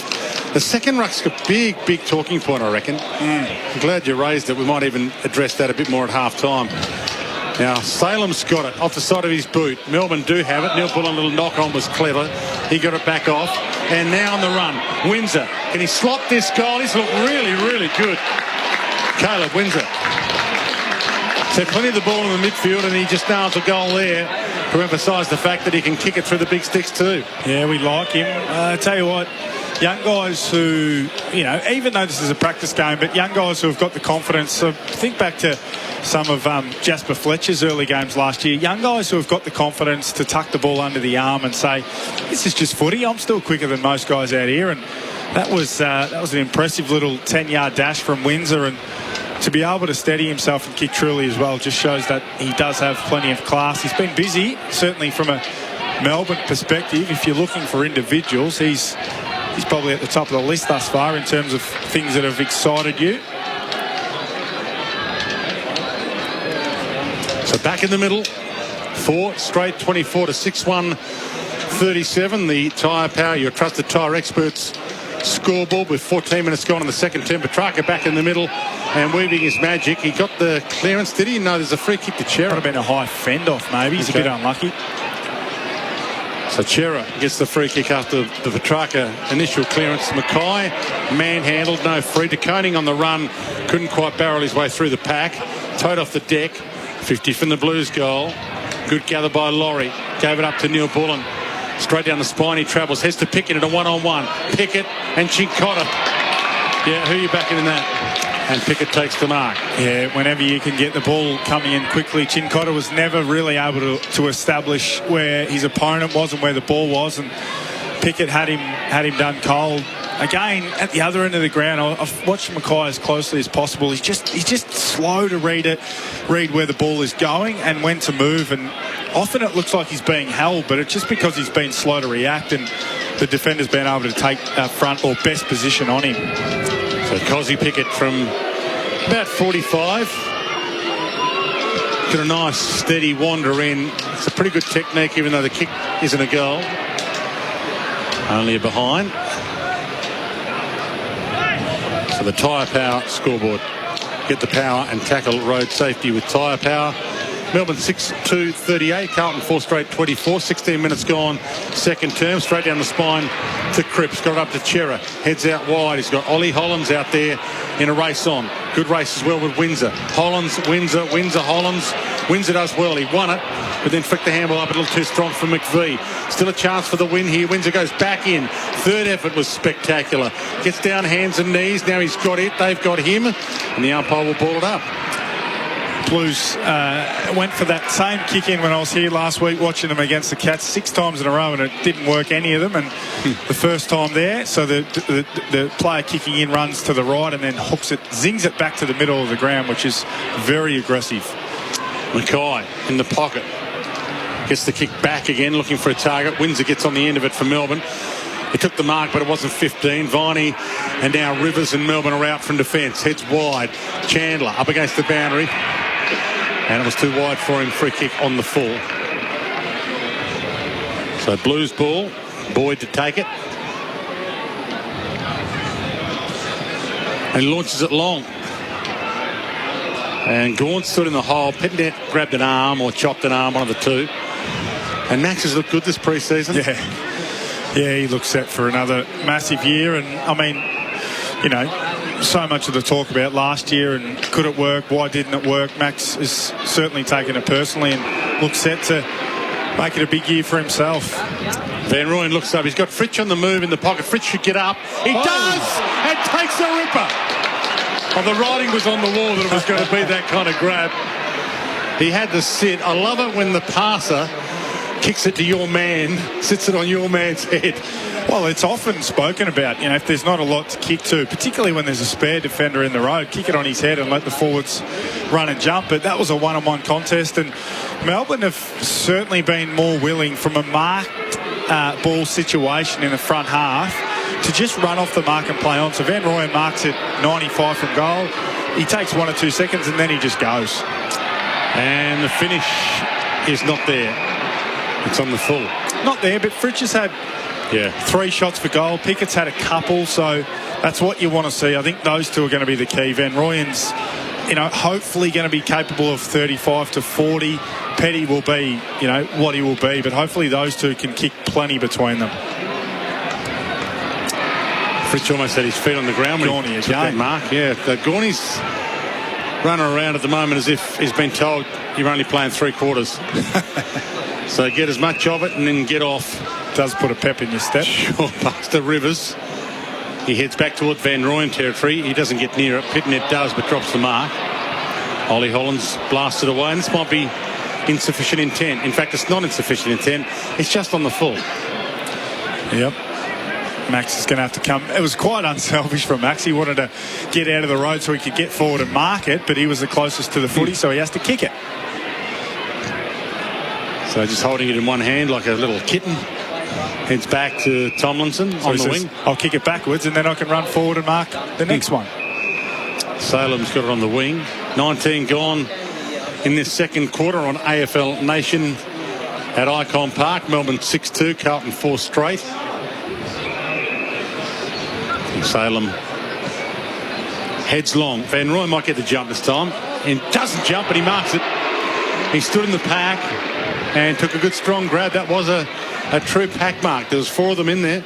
Yeah, it was a strong mark from him, and Gawn was able to get down and play a part in that contest as well. Van Rooyen's there. It's the second big mark he's taken, so D's fans are high on the young man, of course, as they should be, but he's a good kick for goal. He doesn't make too many mistakes, so he's an exciting prospect for them, but he does have to shoulder a big load in their front half. In his struts from 45-degree angle, and David Roden had to move a little bit too far there.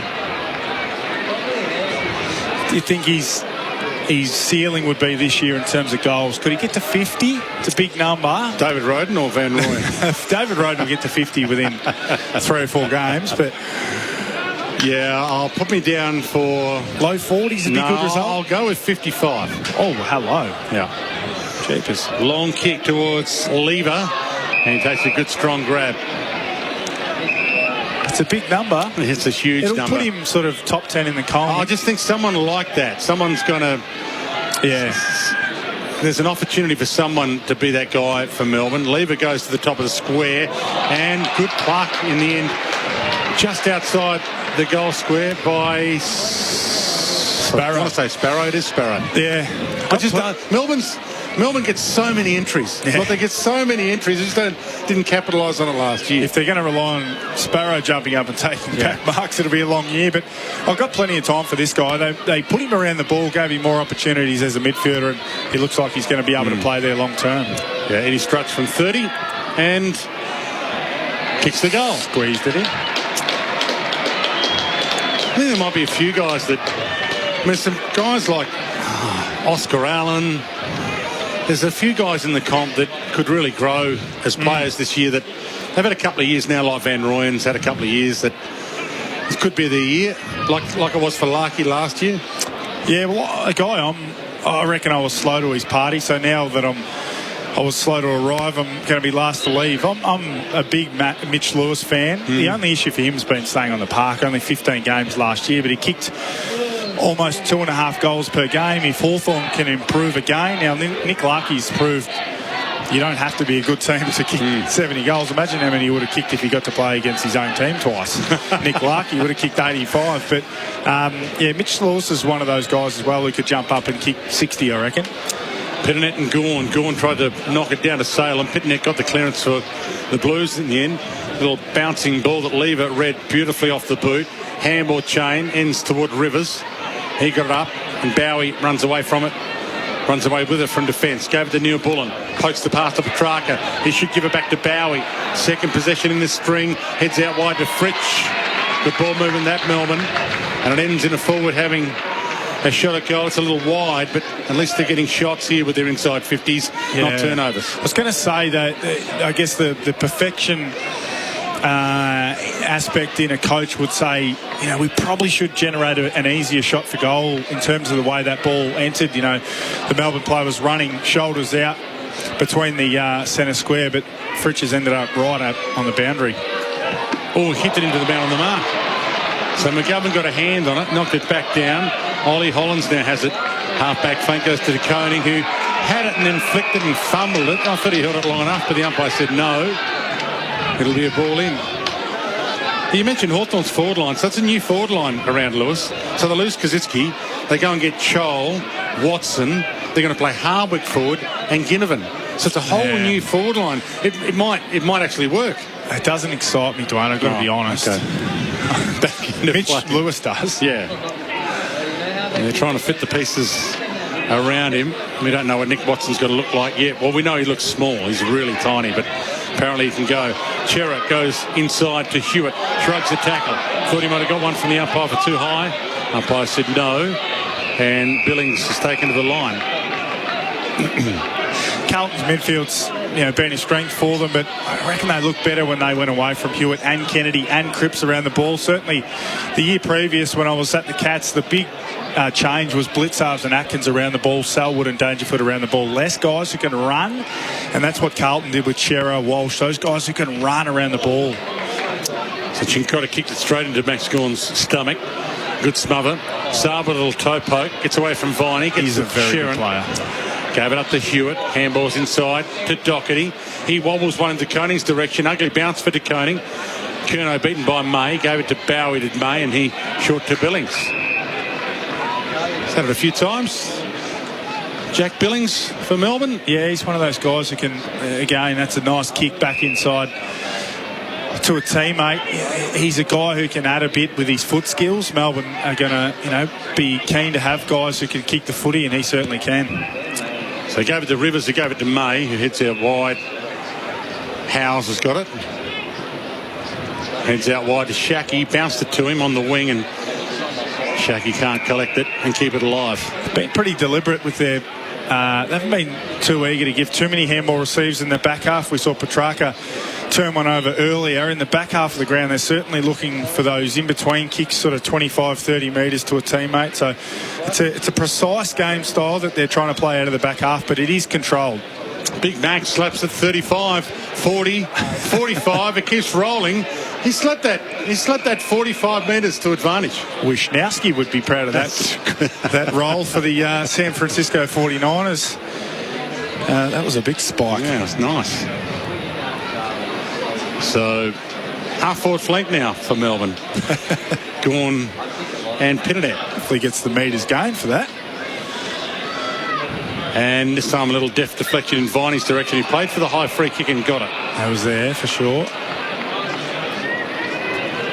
So, who's going to be the leading target here? Fritsch is there. Van Rooyen's there. Van Rooyen! He's looking all right. He is looking good. Might have to reassess me. 50. What did I say? 52? He's going to go up. He had the arms extended. There was a period of time where that was a 100% a free kick. I think at this day and age it's probably 50-50 or in his case 49-51 because it wasn't paid, but he certainly read the ball better than the Carlton defenders and gets another opportunity to hit the scoreboard. So Jacob Van Rooyen, he's missed a couple, he's kicked a couple, he gets this one. He's having a pretty good night at the office, Jacob Rooyen. In fact, he hasn't kicked a couple. This is the first he's kicked. I thought he'd kicked one before.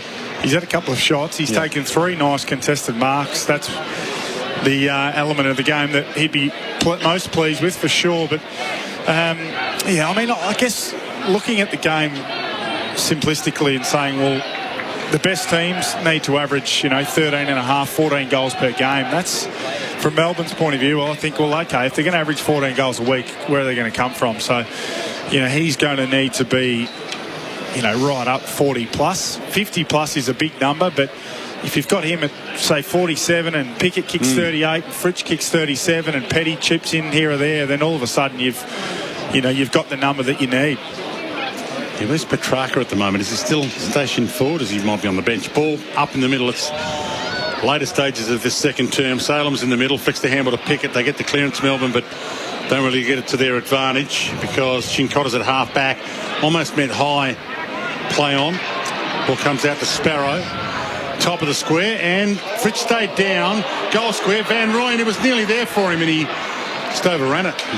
It surprised him that it was at his feet. Yeah, Max Gawn worked his tail off to get ahead of the foot. He didn't get involved, but late in the second quarter, maybe he's only playing a half, so he knows he may as well get the Ks now rather than put the runners on and run around Princess Park. But, geez, he's a hard worker.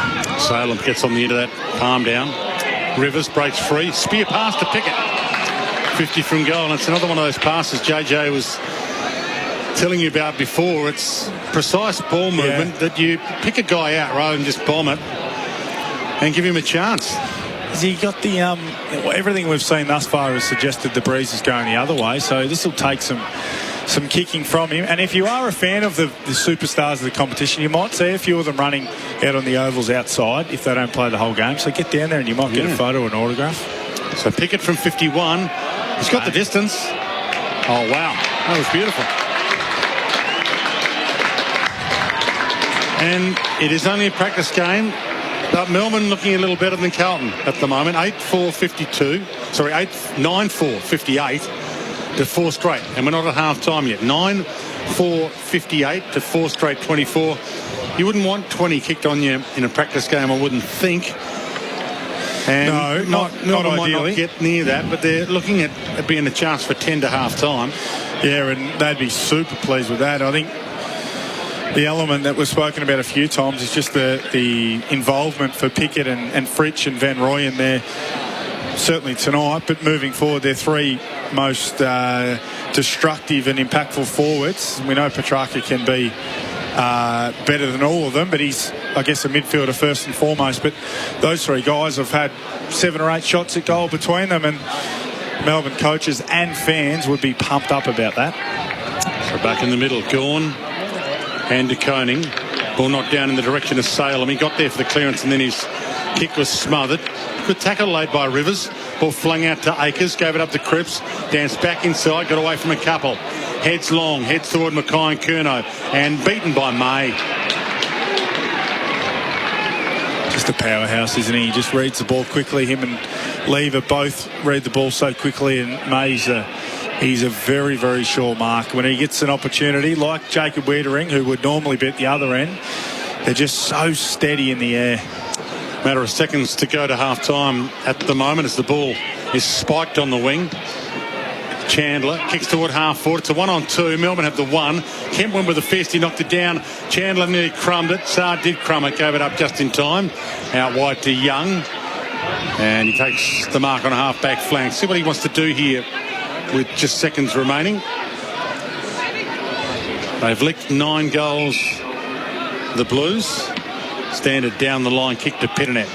Got there, didn't mark it. Cripps crumbed it. Gave it to Akers. Last chance for a score. May stands in the hole. Mackay got there late. Can't mark it. Ball hits the deck. McVie got there for Melbourne. Did nicely. Kick around the body. Sits Viney's head. Oh, Akers could have taken him down. Was clever in the end not to. And it's half-time on the Tyre Power scoreboard. Tyre Power get the power and tackle road safety on AFL Nation. And it's 9-4-58 Melbourne to Carlton 4 straight 24. So 13 scoring shots to 4, and it's 58-24 at halftime. Great to have your company. We'll be back to tell you a little bit more about it after the break. Stick around, you're with AFL Nation.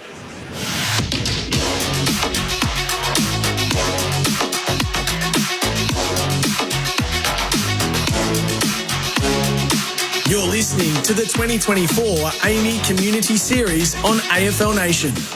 A breakdown on the Westgate Freeway outbound just after the Domain Tunnel has the left lane closed off. Delays pushing back onto the Monash. Elsewhere, reports of a crash on the Monash outbound after Stud Road, and a tree has come down in Truganina on Boundary Road at Woods Road. Delays both ways past the scene.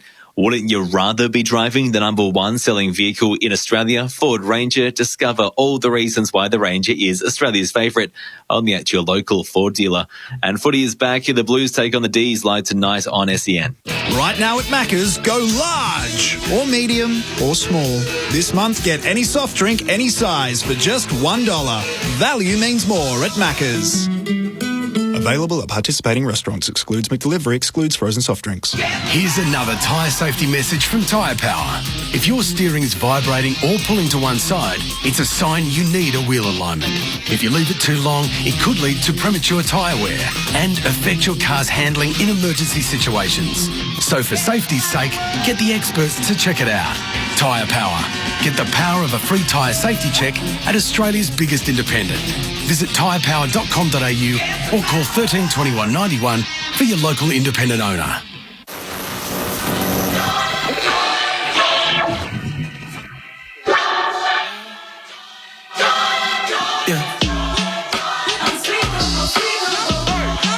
Introducing the all-electric 7-seat Kia EV9. Silence never felt so loud. Visit kia.com.au to find out more. Kia, movement that inspires. Is now your time to have that conversation about selling? Find where you belong with Harcourts. The kids are growing. Maybe it's time we sell and get a bigger home. Just what would this place be worth on the market right now? So, what happens if we go to auction or not? In a changing property market, to learn what's happening with the value of your home, your local experts at Harcourts are ready to help. When your real estate questions need to be answered, talk with Harcourts. Find where you belong. Looking for a super fund that is halal and affordable? Get Halal Super from Hijaz Financial Services. We help Australians invest their super while your funds remain true to your values. Hijaz Financial Services, keeping halal super affordable. HijazFS.com.au. This information is provided by Hijaz Financial Advisors Proprietary Limited, AFSL 517686, and Hijaz Islamic Credit Solutions Proprietary Limited, ACL 480542, and does not take into account your objectives, financial situation, or needs. Storm are back and ready for a huge season, and it all kicks off March 8 at AAMI Park. With 11 blockbuster games in Melbourne, you won't want to miss all the huge moments in 2024. Experience the atmosphere and energy of a Melbourne Storm home game by becoming a member today, with 4 games for the price of 2 or 8 games for the price of 4. Melbourne Storm are made for you and made for Melbourne. Get your membership today. Visit melbournestorm.com.au or call 1300 Storms. Crikey! Save $100 over 5 months on selected Mate unlimited internet plans. Use promo code SAVE20 at checkout. Say goodbye to high bills, make the switch to Mate. But wait, there's more. Bundle internet with a Mate mobile plan on Australia's trusted network and snag a further $10 off per month. That's a total bundle saving of $150 over 5 months. No worries, no hassle. Just pure value with Mate. Visit letsbemates.com.au or search Mate online. Terms and conditions apply. Right now at Macca's, go large or medium or small. This month, get any soft drink, any size for just $1. Value means more at Macca's. Available at participating restaurants. Excludes McDelivery. Excludes frozen soft drinks.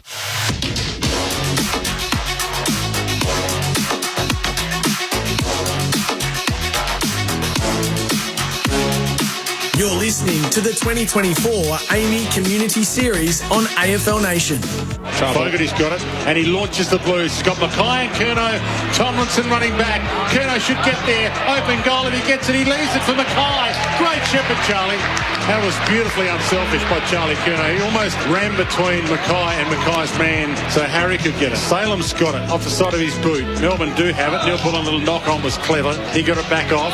And now on the run, Windsor. Can he slot this goal? He's looked really, really good. Caleb Windsor. So plenty of the ball in the midfield, and he just nails a goal there to emphasise the fact that he can kick it through the big sticks too. Great to have your company on AFL Nation live from Icon Park, where the sun is fading on a really, really warm day, but it's a beautiful evening here for hanging around watching a bit of footy. And if you're a Melbourne fan, you're enjoying hanging around and watching Melbourne. They're 9-4, 58 to Carlton 4 straight 24 at halftime. It's time for Josh Jenkins' one and only solo Choices Flooring Floor Show. The Choices Flooring Halftime Floor Show. Design, visualise and create your perfect floor with Room View. It's like a Don Lane show, except it's Josh Jenkins is probably too young to remember Don Lane. I know the name, that's about it. Are you too young to have played here? I played a VFL game here, actually, Okay. yes. One game for the mighty Bendigo Bombers against the Northern Bullants and ended with a AC injury, so I don't have fond memories of this place. But I tell you what, it comes up fantastic for pre-season footy, and it's not that far off. See, I played for an interstate team, as you did, travelling to Melbourne. Empty MCG or a full Optus Oval or Princess Park, I'd probably prefer to play here in front of a full crowd. Well, when this place was rocking, and I played a few games here as well, Fitzroy played home games here, Carlton played home games here, Hawthorn played home games here. It was rocking. It was a really good venue. I mean, they'd have to put a lot of money into facilities and seats and all that sort of stuff, but from a player's perspective, it'd be a great place to play. You could just slip down to Lygon Street in the morning before the game and enjoy yourself. And I reckon the Melbourne boys, they probably didn't slip down to Lygon Street this morning, but they'd certainly be enjoying themselves, and the coaches would be, because they put together a really nice half of footy, 9 goals in a half. And I was talking throughout the second quarter about, the ability to need to be able to kick 13, 14 goals, if not more, to win games each and every week. And they've kicked 9 in the first half. Pickett, Van Rooyen and Fritsch have all been busy. They haven't necessarily been super accurate, but they've all been busy. They've had 2 or 3 shots each, and I've really liked what they've done ahead of the ball, and certainly when they've had the ball in the front half. I reckon you do pick up little changes, because this is a time of year where players are trying to implement changes the most, because they're freshest in their mind. It's, once the pressure of 60, 70,000 comes into play, then they sort of fall back to some of the habits. But certainly you can see the Melbourne players very eager to move the ball quicker in the front half, even from a mark or a still situation. Van Rooyen, Petrarca, a couple of those guys have been willing to play on.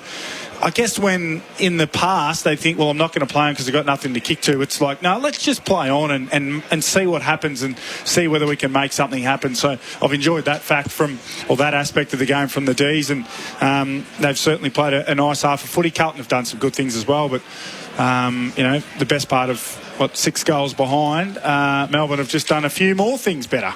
So those not playing for the Blues, if you're unaware, Sam Walsh not playing, Jack Martin, Matt Owies, Jacob Wiedering not playing, Matt Kennedy didn't get a game in the end, so he missed their squad of 18 and 8 to change. Zach Williams not playing as well. And Jesse Modlop's been injured with an ankle, we understand, so he's had a line put through him after that opening quarter. And for Melbourne, not playing Lockie Hunter, Clayton Oliver, Shane McAdam, Harrison Petty and Charlie Spargo. So those are the players that are not playing for Melbourne. Tajwai Woden didn't get a game in the end. It's unlimited interchange, so you can rotate as many times as you like. There's 8 guys you're allowed to run through the bench in these games. So we do expect maybe the main guys to get another 15 to 20 minutes of football into them, and then we'll start to see those bit part players come on. And I think so, yeah. I think you'll see.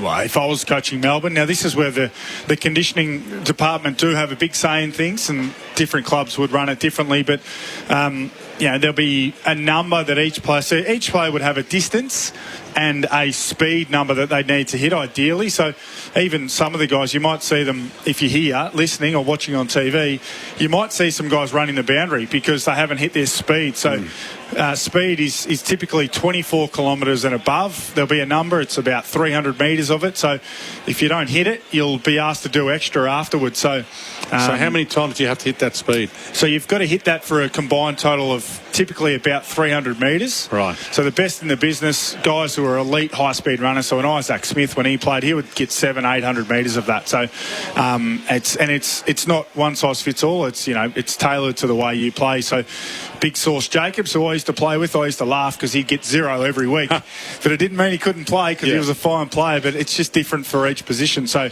those high half forwards, they get a lot more high speed but less distance. And funnily enough, the defenders get massive distances because they play large game time and they sort of don't go off the ground, and they're expected to move from one side of the ground to the other. So it's interesting how all that stuff has to fit in, and then you've got to play a game of footy as well. So it's a real balancing act this time of year to work out, I guess, how every aspect of the game and the team gets what they need out of it, from a conditioning point of view and also a match practice point of view. Harry Mackay's goal kicking, we've talked about that a little bit. Hasn't quite got it sorted just yet. Well, I mean, it struck me. So the routine is brand new from what I can see. So, he marks the turf, which is not uncommon, and then he only goes back 4 or 5 steps, and then he really tries to charge into that momentum. It worked for him beautifully in the first quarter, but when he was a little bit further out, he tried to generate that momentum by leaning back and swinging the leg through a lot harder, which didn't work for him. So it's going to be trial and error for him, and a lot of it will be and remain above the shoulders. So I guess it's something that Carlton fans will hope improves quickly, but the reality is it's a skill that just takes a long time to hone and improve. You go and grab yourself a bottle of water, JJ, and have a little break. We'll be back very shortly. It's half-time here on AFL Nation for Tyre Power. Get the power and tackle road safety. Melbourne lead 9-4-58 to Carlton 4 straight 24. Second half still to come. The goal scorers to half-time for Melbourne, 2 to Max Gawn, and a long list of ones. So 1 each to Pickett, Van Rooyen, Sparrow, Fritsch, Chandler and Shaki. They've shared them around at the Melbourne end, and not a lot of goal scorers for the Blues. 2 goals to Harry Mackay. He's had a couple of shots that have hit the target, even though he's had a couple that have completely missed, and 1 to Cunningham and 1 to Charlie Curnow. Half-time here at Icon Park. Melbourne 9-4-58 to Carlton 4 straight 24. That is the Choices Flooring Floor Show. Thanks to Choices Flooring, you can also discover your style with Carpets by Design. They've got a sale on now, Carpets by Design, so make sure you drop in and tell them we sent you. AFL Nation, back after the break.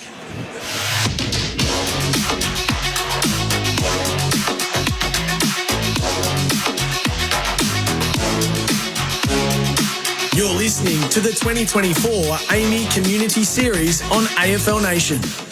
Right now at Macca's, go large or medium or small. This month, get any soft drink, any size for just $1. Value means more at Macca's.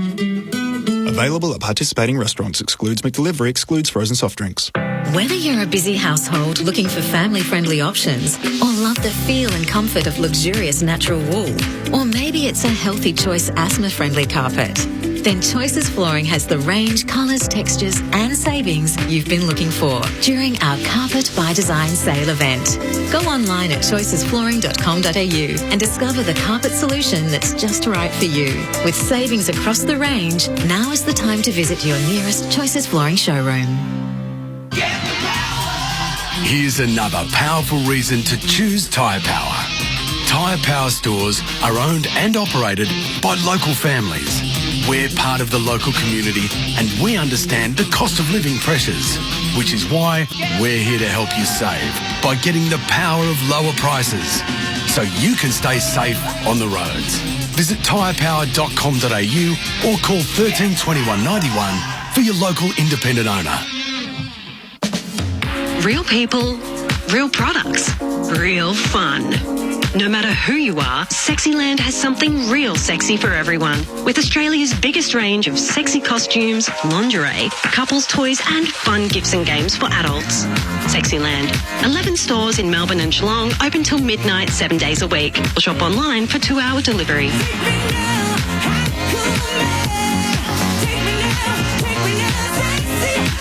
Sexyland.com.au. Where do you find Australia's fastest speedway action?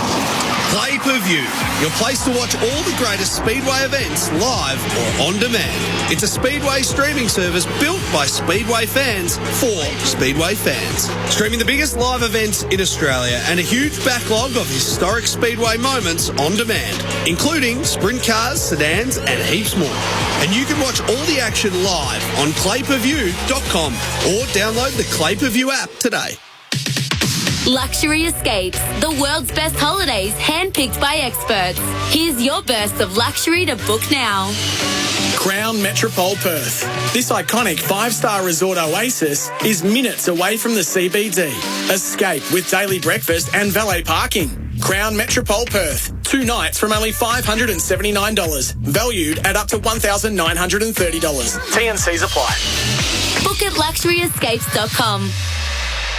There are 3 kinds of people in life, Dave. Yeah. There's TKD trade members who get trade pricing at Toolkit Depot, same-day quotes, express delivery options and tons of other benefits. That's us. Yeah. Then there's TKD club members who get discount pricing, exclusive deals and more. That's anyone who doesn't have an ABN, right? Yeah. Wait, what's the third kind of people? Those who don't realise it's free to join, Dave. Whoa, that's sad. Become a TKD trade or club member now at Toolkit Depot. Everything you need to get the job done. You wouldn't operate a chainsaw blindfolded. You wouldn't ride your dirt bike blindfolded. And you wouldn't walk on your roof blindfolded. Yet too many people dig without searching before you dig online first. Because if you don't search first, you're digging blind. Avoid high-pressure gas mains and high-voltage electricity cables every time. Search before you dig online every time. And never dig blind. Right now at Macca's, go large or medium or small. This month, get any soft drink, any size for just $1. Value means more at Macca's. Available at participating restaurants. Excludes McDelivery. Excludes frozen soft drinks.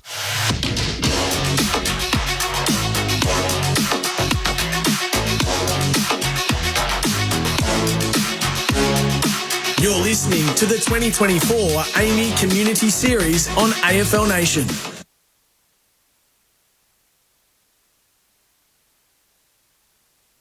Good to have your company on AFL Nation. We're live from Icon Park, half-time here, and it's Melbourne 9 for 58 to Carlton 4, straight 24.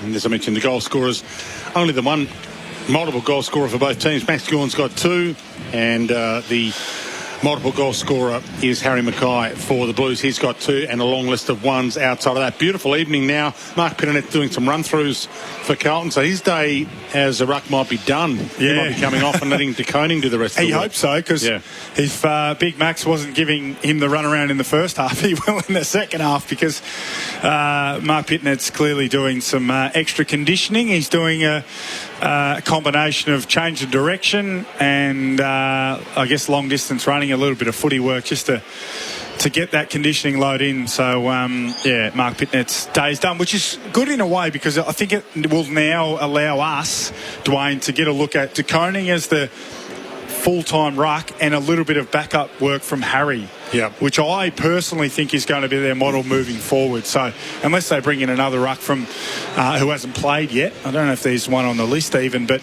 I think we're going to get a good look at De Koning doing 80-85%, and Mackay will do the chopping out.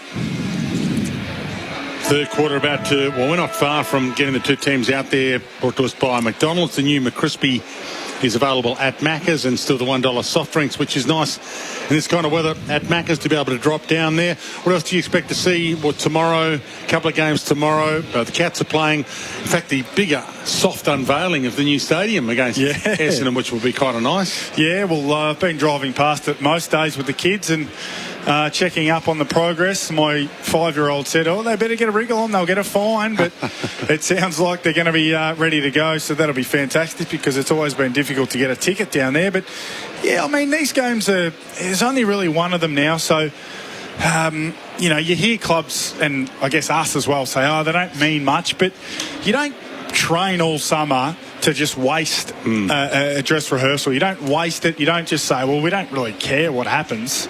Certainly there'll be things and aspects of the game. So, for example, the coach might say, Simon Goodwin might say, right, in the second half, we're not going to kick it long down the line. I don't care if you try and make it up and you turn it over, but I just don't want to see us kick it long down the line, because that's easy. Everyone knows how to do that, and they can do that when they need to do it in a game.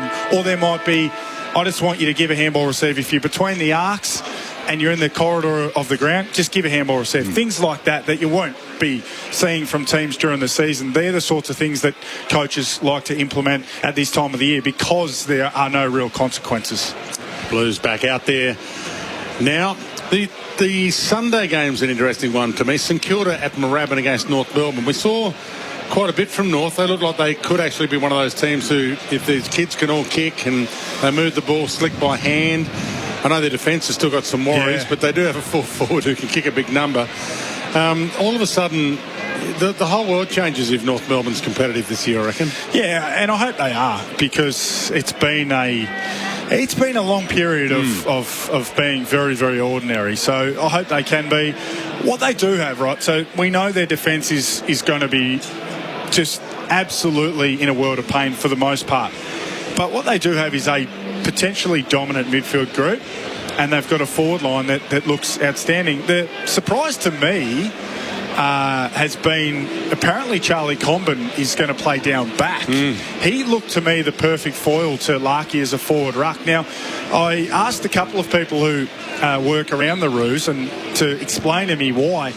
So what I was told is Comben attacks the ball so hard in the air. He's been injured so much. If you go through jump on his Wikipedia, he has had every injury known to man.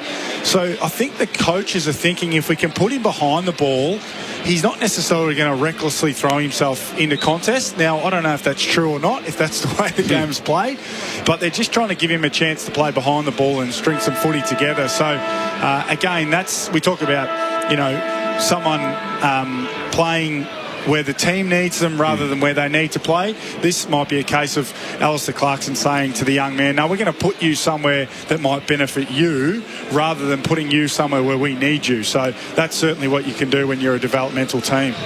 And Melbourne, well, let's just talk about Essendon quickly. Essendon against Geelong at GMHBA Stadium. They didn't look good last week, Essendon. No. They wouldn't want to have another bad one. Like, I know that it means absolutely nothing, but if you have two bad ones in pre-season, what does that do to you? Oh, for sure. I think it's real for them. That was so woeful from some of the key metrics last year for them was so bad. Now, they played some really good footy and won some big games, but some of their key metrics, so they couldn't defend when they lost stoppage, and they couldn't defend ball movement, so their transition defence was terrible. And if you compare that with the best teams, look, Melbourne has struggled to score at different stages, but you can't move the ball on them, and you can't score from stoppage against them, whereas Essendon leak scores from stoppage. So, that's one. Geelong are going to be on the rebound, and they're feeling good about themselves as well. So that's going to be one where I think we can read perhaps a little bit more into that one than a few of the others. Yeah, I think they were 16th defence last year. Essendon, and as JJ articulated beautifully, it's something that if they don't address, then they'll be down the bottom end of the ladder. But how do you actually get that to be fixed? And scores from turnover is such a big part of footy these days. It's the big growth area of scoring. Once upon a time, you thought you'd be able to score from stoppage, so you had a good stoppage team. But now the score from, you cut the ball off, you turn the ball over from the opposition's possession, and if you can score from that, if you've got a good score from turnover team, then you're halfway there. Well, AFL footy is a turnover game now because both teams, well, every team that plays is so good in a stoppage situation. They clog it up and they've got great structure. And the only other way to score is from a kick-in, and that basically never happens. So it's a turnover game, and Essendon were really poor in that space last year. They need to get that corrected pronto. I think there's something like twice as many scores come from turnover as come from stoppage. So good to be able to chat about that, and we'll watch that across the coming couple of days with everyone else playing. Right now, we're about to play the second half of this one, and we're underway in the second half. 9-4 to 4 straight the scoreline. It's Melbourne in front. Free kick being picked out from the opening ruck contest. It's going to be Petrarca, who was held by Cripps, so he hands it off straight away. Rivers danced past an attempted tackle, goes long. Pickett might be the jumper, got there way late, and Kemp takes the mark for the Blues in the back pocket. This third quarter brought to us by McDonald's. The new McCrispy is available at Macca's, and I might even drop by mine. I was going to say, I'm going past a few on the way home. Good night for going to Macca's on the way home. Good Mark Mackay on the wing. Well, is there a bad night to go to Macca's? He swings it around towards half forward and the ball knocked away from Fantasia. Orazio Fantasia's had a couple of touches for the Blues. One of their new recruits, and Jack Billings has had a few touches for Melbourne as well. One of their new recruits, Elijah Hollands, a couple of touches for the Blues. He's been good. I've liked him. Yeah. So a little bit to like about a few of the new guys that are trying to be in this team for opening round as it is. Gawn still doing the ruck work, but this time he's against De Koning with Pitnet done for the night.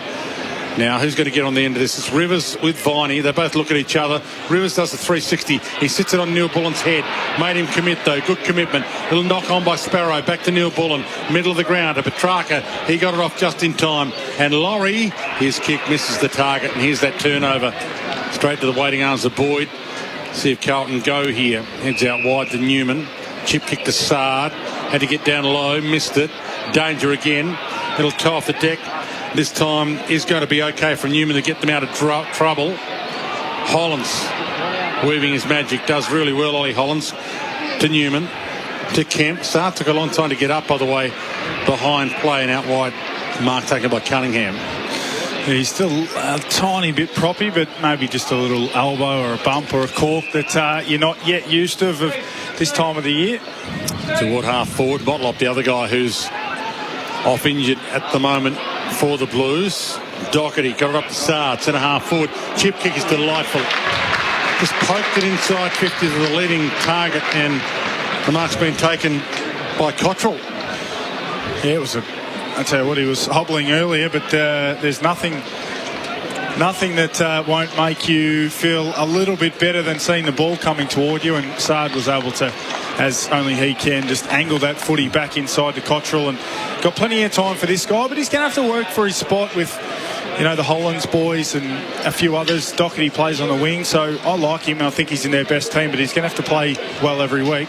He kicks from directly out from 45, and it's pushed across the face, and he hasn't scored. So that's not going to help his cause. And the Blues have only got 4 scoring shots still, which is amazing. We're 3 minutes into the third quarter. Their home deck. Melbourne's had 13 scoring shots to their 4. Kemp got up there way early, left it behind. And is it an unrealistic leap? Yes, it is, I think. Well, it might be dispelling the home ground advantage once and for all, because if there were ever to be one, Carlton, who train here every single day, versus Melbourne, who most of these guys would have never even been here. Yeah, well, maybe Carlton using that beautiful indoor facility too much. It's going to be detrimental to the Cats when they get theirs. Now that Frank's given them 10 mil. Yeah, I read that. Cheapest. Keep training outdoors, boys. And the mark taken by McGovern at half-back for the Blues. Where are they going to put that, JJ? Next to the pool, are they? Is that where the Cats are going to put it? In there. I can't understand what's wrong with the one they've currently got. Okay. Short pass to Cottrell. He looks around. Half-back flank for the Blues. And heads out from one half-back flank to the other to Sard, who threw one paw at it, knocked it down to his advantage inside the Doherty. So they're holding possession here, but not going forward in a hurry. The Blues, slow, methodical build-up. He's got Newman out wide. He sits it on his head. He has to go back and get it. Half forward, chips the kick, gets it inside 50. Fogarty's got it. Gave it to Cripps. Loops the handball over the top. He set his teammate up for some damage there. Neil Bullen, he can't get away with it. De Koning does. Ball loop wide towards Akers. He's 45 out. He slings it away on the body toward goal, and he misses to the near side. But it's a scoring shot. They're 4-1. He's a good player, Akers. He's a perfect recruit for them. You know, probably didn't cost them the world in terms of salary, and has fulfilled a role beautifully. The wingers these days are so important. You think of Steele Sidebottom and guys who just run up and down the wing. They play such a crucial role. Gawn's been great tonight. Takes a good mark on the wing. He's got Van Rooyen running for him. Van Rooyen had the shin guard on earlier when he was doing a bit of ruck work, but he's got it off again now that he's running out of full forward up the ground. And he's looked good. Cozzy Pickett might be the jumper here. He doesn't. Sard jumps and he's landed on his back awkwardly. Hopefully he's okay. Gets up slowly. Fans it wide to Kemp. he takes some time. So it's slower Carlton now. It's about 35-degree night at the moment. So the sun's faded on a hot day. It's still warm, but pretty good conditions for using the ball. And Carlton's using it with precision. To the middle to Cripps. He sits this up. Oh, way too much. Laurie cuts it off. On the rebound, Pickett. And here we go. Scores from turnover. Melbourne's about to get one. Yeah, and there are turnovers, and there are turnovers that you can't defend. There are turnovers that I like to say are a goal no matter what. You just don't know whether it's going to be for your team or their team. And Patrick Cripps is very good at almost everything in the game, but he's not a guy who's going to chip it back inside and make it happen with his foot. And certainly that was I guess a mistake from him. So Pickett for Melbourne's 10th goal. Looks pretty good off the boot. It drifts a little and it's a behind. He's left a few out there, Cosy. He's kicking long distances though, isn't he? Ball travelling in this beautiful humid evening. May gets up against Curnow and Curnow gives him a free. So Stephen May has dominated Charlie a bit tonight. And he pokes it into the pocket. Over the top. Might be still a chance for Melbourne. Looping handball, top of the square. Pickett got it. They've got him. And it's dragged through for a behind. A little bit of a wrestle on in the goal square. Yeah, we saw that last night, didn't we? Yeah, we did. Must be this ground. Probably can't get fined this time of the year because the AFL probably don't expect players to be engaging in wrestling. Well, there was a big one in the Port Adelaide game last week, late in the last quarter. We went for about 4 minutes. I don't think anyone got fined. I reckon the boys know they can't get fined and they may as well have a crack. You can get suspended. We know that now. Yes. 4 weeks today for Sam Powell-Pepper. Expected? Yeah, I think so. Yeah. It's hard, but that's where we're at right now. It's where we live, isn't it? Yeah. And I think we're all okay. I don't even think he's probably okay with it. He's just now he's the crash test dummy. And there'll be more. It's just the game is played that quickly, and players have habits and have played with them their whole life, so there'll be more. But hopefully, as we move along, there will be less. De Koning and Gawn on the wing. Ball knocked down to Hewitt. Got it to Hollands. Feeds a handball out too slick for Chera. Chera's good enough to go and get it. Used his body well. Gave it back to Hewitt. Kicks it down the line to Curnow. Got there late. Oh, he took Rivers by the ear. And Max is not happy with Charlie. I think he disguised it well enough, Charlie. But I'll tell you what, that could have been awkward. Rivers got up, so he's fine. And he's kicked it towards half forward. Ball to the back. Young can't trap it. He pokes it to Hewitt. He threw that to Sard. Gets it around the body. Some of the things gone out of this game. Max, well, not from Charlie's attack of the ball, though. Rivers has got it. He spears it inside 50. It rolls its way inside 50 to Neil Bullen, who fumbles the slippery, sweaty ball. And it's toward the boundary and out of play. Yeah, I guess Curnow's in an interesting position there, isn't he? He wants to always leave a message to guys. Don't stand in the way, otherwise I'll crash into you. But he was probably committed to the contest in the end. But Max just had to go and say, mate, knock it off. So back into play. De Koning and Gawn. Little palm down from De Koning was nice, but it'll be Viney who gets the clearance. To Sparrow, hooks it around the body, gets it inside 50. Sard a fumble. Pickett goes and gets it, shrugs the tackle, gave it to Salem. Normally uses it well, and he uses it perfectly here. And it's been marked by Billings inside 50, the ex-Saint.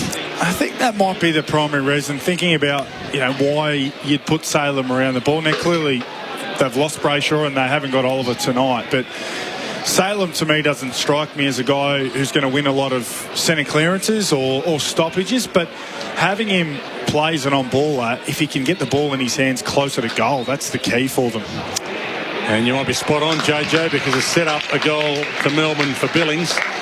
So he's kicked it because Salem's ball use was so good. Yeah, and I think if Salem's getting that ball where he typically would be, it's a kick out of D50 or in the back half of the ground that, it hits a target more often than not, but does it really set you up to score? Probably not, but, you're still reliant on another couple of possessions before you can create a score. Whereas if he's getting the ball, sort of centre forward, he can be the guy who's kicking those balls to forwards and putting it out to space. And he is one of those kicks who's very creative. He understands where the space is. He doesn't necessarily need a forward to be on a hard lead. He can kick it to a little pocket of space and bring a forward onto the ball. That's exactly what he did there for Billings. He was able to sweep back inside on his left foot into the corridor, saw that Billings had some space behind him or to the fat side and was able to put it to his advantage. So I think that's probably the catalyst to the reason or why they want Salem around the footy, and it looks to be a pretty wise move.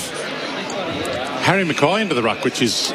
Yeah, well, I think this is the way they're going to have to go. So they did it late last year. Pitnet got dropped and then brought back for the finals. But I think this is the way they should play. So Harry got the knockdown. Ollie Hollands weaves his way past a couple. Heads toward Charlie Curnow in the goal square. Tomlinson gets it back pocket. Hands it up to Lever. He sends it outside defensive 50 for Melbourne. Good mark taken by Hewitt, though, for the Blues. Out wide to Newman. 60 from goal. Towards Curnow. Can he get the jump? He does. He's got a fist on it. Knocked it down. Good tackle laid on Fantasia. Naraccio couldn't get away. Ball out of play forward pocket for Carlton. It will be good to see how big Harry goes in the ruck, though, because it's great to say that, you know, this is their best looking lineup, but he's got to be able to act it. He's got to be able to action it when he's in the ruck. So he does the work this time against Tomlinson. He does well. He beats him outside of the boot to Charlie Curnow. Goal square. Got it, Charlie. There's a goal assist for the big guy in the ruck. And I love the fact that May was disappointed by that. He was. Yeah, well, I'm telling you, Stephen May would love to go home tonight saying no one else in the stadium would know except for the bloke I'm playing on, Charlie Curnow, that I beat him. So... And Charlie equally will say, well, if I go home with 2 or 3, I'm happy. So he'll kick this goal from directly out, Charlie. From 30 directly out. And he almost put it into Lygon Street. Put his foot straight through that. So maybe the Blues on the climb back here to make the scoreboard look a little more attractive by the end of the night. So the score brought to us by McDonald's. The new McCrispy. Try it today at Macca's. Melbourne 10-6-66. Carlton 5-1-31. 13 minutes gone in the third quarter. Here's a little bit more of Josh Jenkins. Yeah, so I guess the story of the game right now is Mackay in the ruck, because we saw Big Mar Pitnet doing some extra conditioning at half-time, so his night is done. So now it's De Koning who'll carry the ruck burden. Mackay will go in and chop him out, which he is doing at the moment against Shaki, and then that leaves Curnow as the sole tall forward. So it's an interesting mix. It'll be helped when Jack Martin's back. Yeah. But I think this is the way they'll go into the season. So Mackay in the ruck against Shaki at the moment, and there's a mad scramble in the middle to try and get the clearance. No one gets it, so the umpire will sort it out with the ball up. And players at both ends staying in their positions, really, for this secondary ball up. Mackay with a slap down. Got a big piece of it. Nice palm on it. Shaki with a toe off the deck, though. Got it towards half forward. Ball loop wide. Billings has got it for Melbourne. Wobbles it inside 50. Good attack. Chandler, second effort was superb. Turns, kicks, and misses the lot. Kicks it on the roof up the other end. It's a fascinating evolution of the game, isn't it? You mentioned how both at the repeat ball up, both forward lines stayed a long way away from the stoppage. You'd say, well, that's how we want to see the footy, and that's how I'd say we want to see the footy. I bet you both coaches are saying we need to compress the ground. So Mackay's come up to the wing, and did he mark it? Salem put him to the deck, and he wasn't paid the mark, so the second jugger was over the line. So Salem was part of the spoiling process. Ball in. 10-6 to 5-1. 15 gone in this third term on AFL Nation, brought to you by Macca's. Chera rolled in the tackle, can't get away with it, and the umpire says I'll have it, and players still stay in their position, so it's virtually a 5-on-5 around the ball for the ball up. And neither ruckman get near it, Mackay and Shaki. And free kick against Mackay goes to Shaki. Blue fans not sure it was it. Well, they were sure it wasn't there. Short to Bowie. And now the Blues all get ahead of Bowie. Hands it up to May. Spears it to Van Rooyen. Lace out. Beautiful pass. And Van Rooyen on the run to the pocket. Blues had filled the corridor, but Van Rooyen had the boundary to run into, and he's got it 50 from goal on the boundary line. Sometimes you just got to take what the opposition give you, and Carlton had got back as they kick it to the top of the goal square. But again, Dwayne, the old set play is set beautifully for the opposition. Yeah, might have to have a look at that whiteboard tonight when they get home and just reassess what those set plays are. Now May comes down with a double fister to fist it away. Knocked it down to Elijah Hollins. Now McGovern, half back for the Blues, and Lever almost cut it off. He got a hand on it, knocked it to Bowie, and he runs the wing for Melbourne. Chip kick, looking for, and I think finding Shaki. Takes the mark, middle of the ground. He's been involved since going into the ruck. Back to Bowie, pokes it wide towards that Neil Bullen pocket this time. So Neil Bullen's got it where Van Rooyen had it earlier and didn't like his chance of kicking the goal, so centred it. So we'll see if he's got the Patrick Mahomes wristband of all the plays on his wrist to try and pull one out, to scream one out. Red banana. Well, if it's good enough for Mahomes to wear it, it should be good enough for these guys. In he comes, has a shot at goal. And red banana means I'll just kick it. Obviously, that's the set play that Neil Bullen goes with, and I like that set play. It's a better one than Van Rooyen went with about 3 minutes earlier. And Melbourne continue to head towards the 20-goal mark. 11-6-72 to Carlton 5-1-31. 17 minutes gone in this third term. Brought to us by McDonald's. The new McCrispy tried today at Macca's. I was enjoying a little bit of work on X, formerly known as Twitter, today, talking about some of the better, high half forwards and how important they are. And I mentioned Brent Daniels, Brad Close, Zach Bailey, and someone wrote back to me astutely, I'm tipping it was a Melbourne fan, and said Alex Neil-Bullen. And he's not as flashy as some of them, but certainly important. He plays that Kane Lambert role from Richmond's premiership years where he flips with Petrarca and he works hard up and down the ground, and he probably doesn't kick as many goals as some, but he's certainly reliable when he gets his opportunity, and we saw him finish beautifully there. So he's certainly in the mix when it comes to the better high half forwards in the competition. Gawn's still doing well on the ruck. Big slap down. He's gone for distance a few times. Max Gawn, Salem, who's spent a lot of time in the middle for the bouncers, can't get away with it. You're right about Alex Neil-Bullen. He's probably going to end up a 200-plus game player, premiership player. And when it comes to who are you naming that you remember in the Melbourne era, it probably won't be the first 10 or so name, but geez, reliable. You're absolutely spot on. Gawn fans this wide, bouncing ball inside 50. Now Viney lays a tackle, almost a face plant tackle on attacking 50. So Viney resting forward. In fact, it was a good pickup, Dwayne. He tried to bury him in the sand and got done for it. Sard twists and turns, sits it up to Cripps, heads out wide. Chip kick towards half forward, and the big fly is from Fantasia. Got it to Fogarty, got it to Charlie Curnow, got it central. Hewitt pounces, hands it up. Akers, this is his forte, bends it around the body and goals. Brilliant stuff. Jackson Binns was part of that build-up as well. He's wearing the number 25. Hasn't played an AFL game yet, but he's another one of these guys that is on the bench, 8-man bench for these two teams, that gets an opportunity now. There's a few out there that are fatigued. He'll be fresh. What do you got?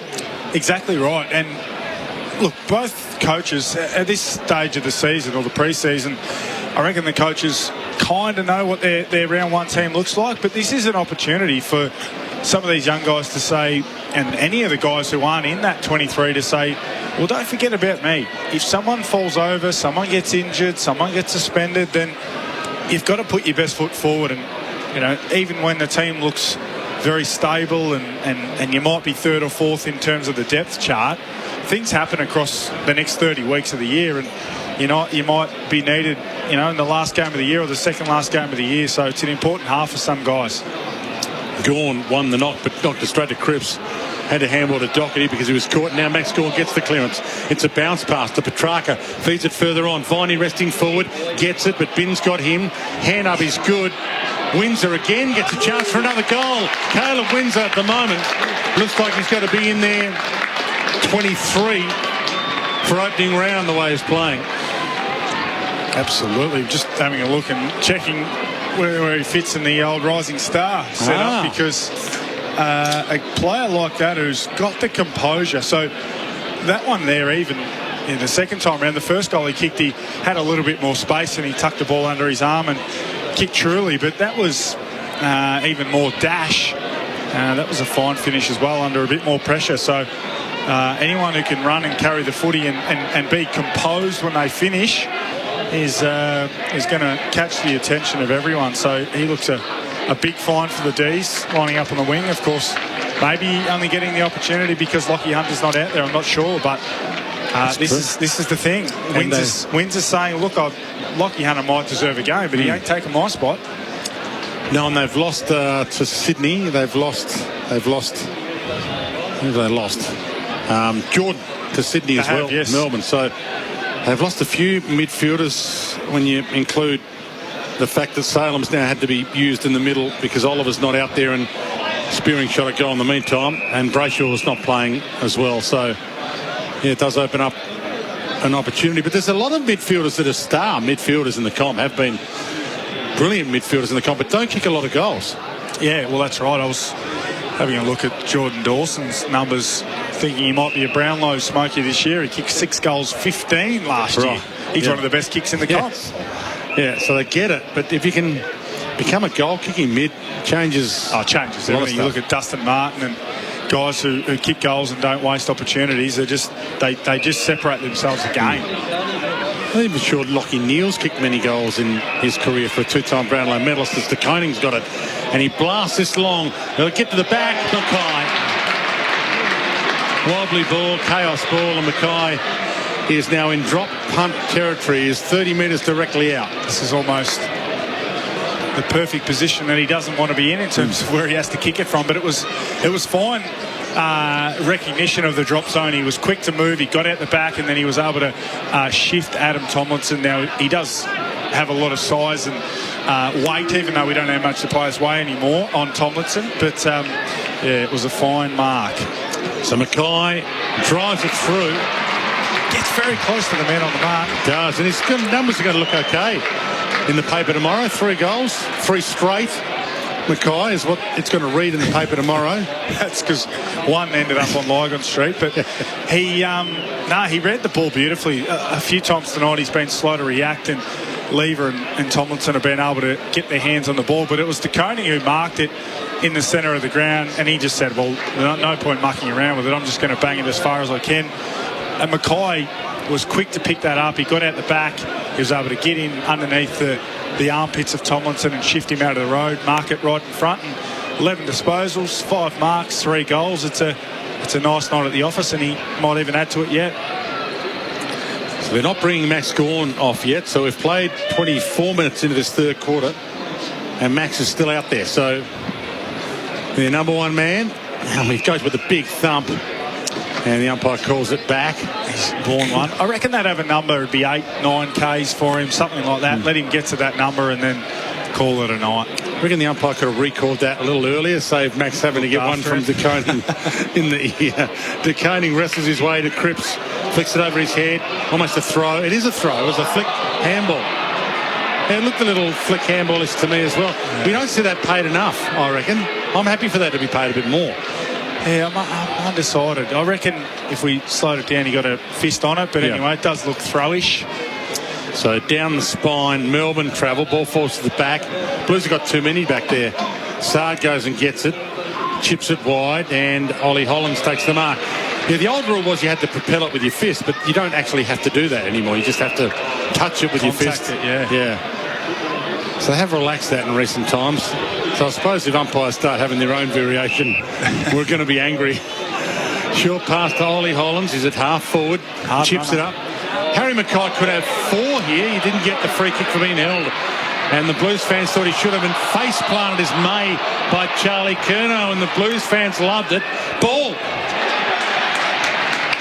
Wow. So what the crowd's built up and they're nice and lively. particularly over where the ball is now. And it's not Curnow who's going to receive a free kick. He's trying to sneak in and steal it.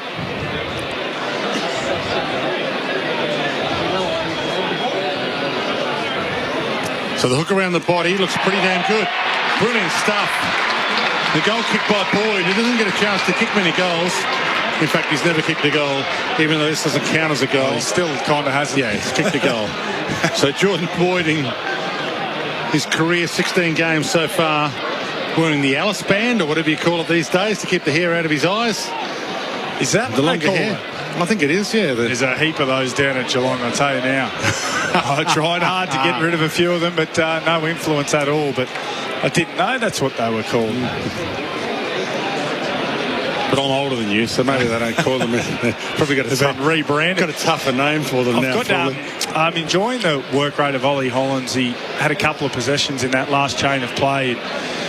He's one of those guys who kicks it and then just takes off. Says, well, I'm not going to sit back and watch how good that kick was. I'm going to go and get another one. So I've enjoyed his work rate in this match. Gawn and De Koning go at it again. Been a good battle to watch. Umpires found another free in the middle. Petrarca gets the advantage of it, spears it, gets it inside 50. Ball fisted clear. Laurie's got it, tried to feed the handball out, but the handball was smothered. Goes back again, close to the line. Laurie, McGovern. Umpire says toss it in.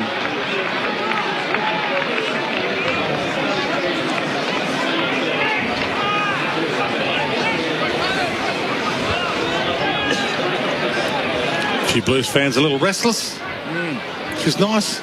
It's up that Carlton Social Club end, which was once upon a time one of the most vocal areas in footy, that and the animal cage at Moorabbin. Neil Bullen can't get away with it. Close to the forward pocket for the Blues. Play on. Umpire lets it roll. Chera's got it for Carlton. Spears it down the line towards Mackay. He's got two to beat. One of them lever. He feeds the handball back out. Cripps has got it. Tries to fend off. Feeds the handball to Chera. Blues are away. To Fogarty. Inside handoff is nice. Ollie Hollands has been fantastic, but he's run down. He ducked into the shaky tackle. Blue fans wanted ball. They're vocal again at the moment. Hewitt goes back again. Chip kick is nicely delivered by Boyd to Kemp. He goes wide to Binns, wearing Zach Fisher's old 25. And he's going to send it up for Charlie. See if Curnow can get near it. He stayed down in the end. Big Max Gawn lends a hand to defence. Bowie back pocket, can't get there. Zach Fisher will be pleased. Do you think it's still his 25? Well, it's Favolas. Yeah. Yeah, that's true. Yeah, he hasn't quite got the physique of Fev in the 25, Jackson Binns. He's got more of Zach Fisher's. Yeah, he does. Hopefully, he probably haven't had to change the size of the jumper. It probably is his old jumper. Ball back into play. Max Gawn can't get away with it. Oh, the ball slung around by Fogarty. No, just missed to the near side.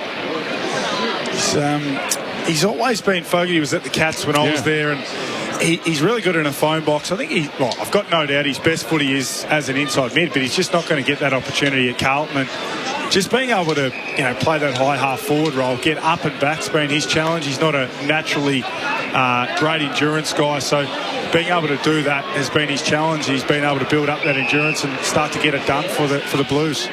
Rivers cuts it off, gave it to Viney down the spine, heads out wide towards Chandler. He's got a couple of beat, and he does use his body well. Beats Chincotta. Too far out to score, although in saying that, have been kicking them from 55, and he dances his way to 54. Too far out, so he centres it instead. One grab, two. Billings.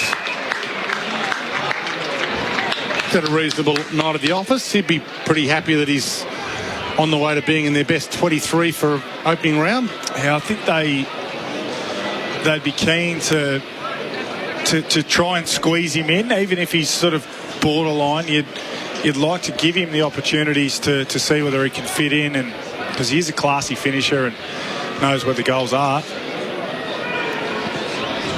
He keeps it low and misses. Haven't seen Matthew Jefferson, who I thought we might see, big 195 centimetre key forward that hasn't played an AFL game yet, so his was a name that kept getting thrown up in the summer when I was filling in for the boys about him taking over the forward line. It's a big ask.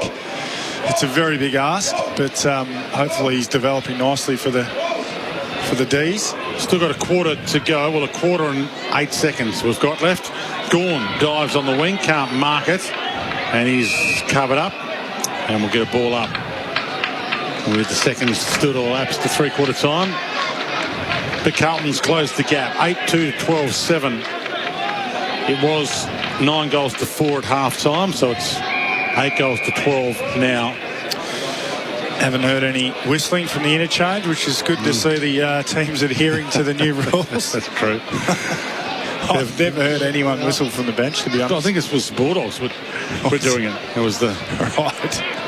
And it sounds like the umpire's whistle, does it? I think, yeah, if you can get someone to mimic the whistle, maybe that's a job for someone. A whistle mimicker. Ball off the pack to Rivers. Slung, got the handball out towards May. And he fumbles it cleverly to the boundary.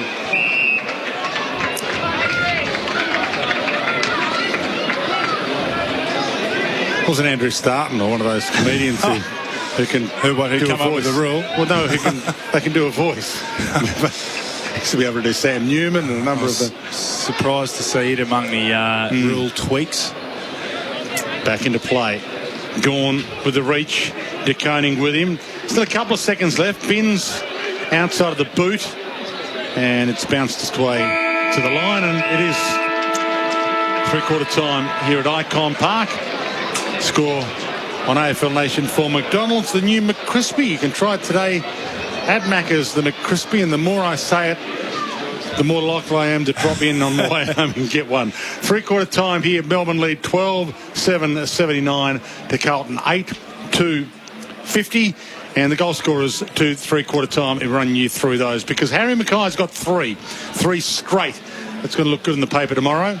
Charlie Curnow's got 2, so 5 between the two big forwards. Max Gawn's got 2, and Windsor has 2 for Melbourne. The other goal scorers for both teams are singles. Akers has 1, Boyd has 1, and Cunningham has 1 for the Blues, and the singles for Melbourne. Alex Neal-Bullen, Cozzy Pickett, Jacob Van Rooyen, Jack Billings, Tom Sparrow, Bailey Fritsch, Kyle Chandler and Josh Shackey. They are the goal kickers to three-quarter time. Carlton 8-2-50, Melbourne 12-7-79. Back with the final quarter shortly on AFL Nation.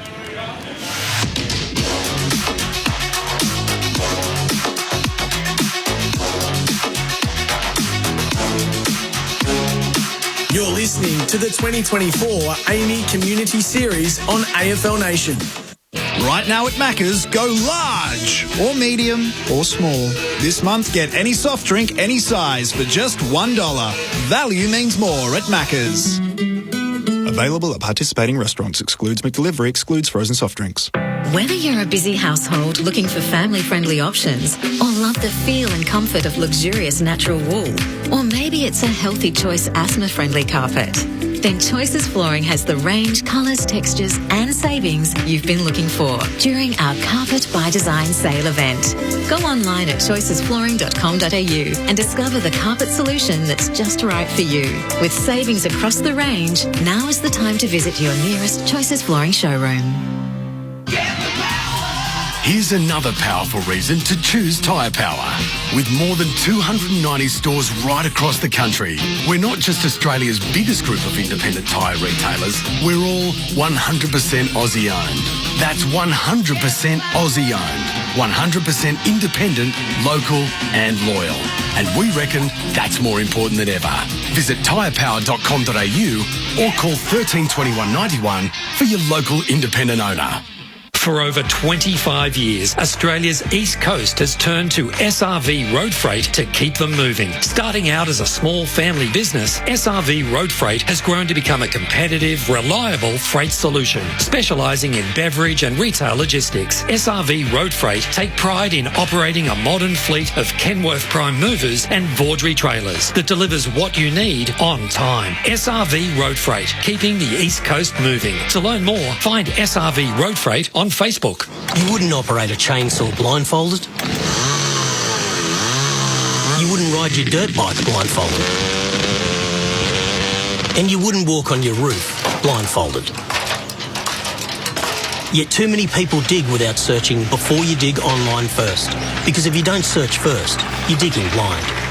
Avoid high-pressure gas mains and high-voltage electricity cables every time. Search before you dig online every time. And never dig blind. Been in an accident that wasn't your fault?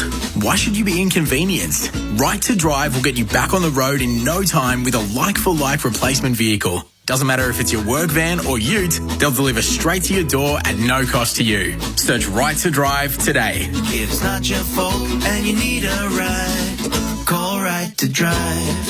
If it's not your fault and you need a ride, call Right to Drive. T's and C's apply.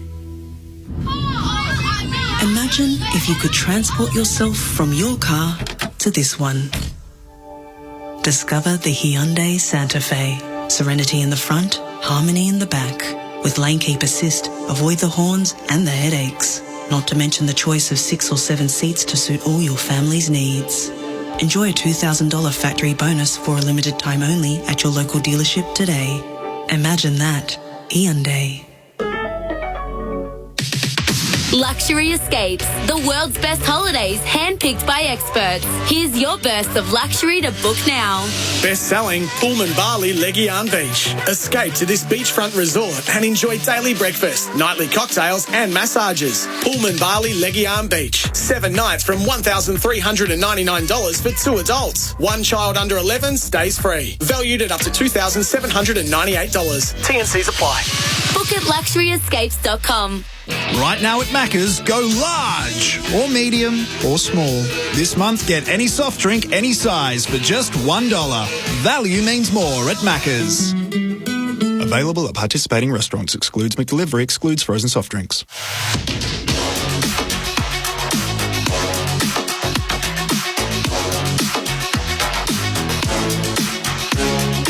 You're listening to the 2024 AAMI Community Series on AFL Nation. He does the work this time against Tomlinson. He does well. He beats him outside of the boot. Charlie Curnow, goal square. Got it, Charlie. There's a goal assist for the big guy. Yes. 30 directly out, and he almost put it into Lygon Street. Put his foot straight through that. So maybe the Blues on the climb back here to make the scoreboard look a little more attractive by the end of the night. Now Max Gawn gets the clearance. It's a bounce pass to Petrarca. Feeds it further on. Viney resting forward. Gets it, but Bin's got him. Hand up is good. Windsor again gets a chance for another goal. Caleb Windsor at the moment looks like he's going to be in there 23 for opening round the way he's playing. 3/4 time at Icon Park in still hot, steamy conditions here, but they're still going at it, and Max Gawn's going to go at it to start this last quarter again. So might be a full 3.5 quarter workout for Big Max, and a few of the players out there who are prepared to cop the heat and get themselves right for opening round.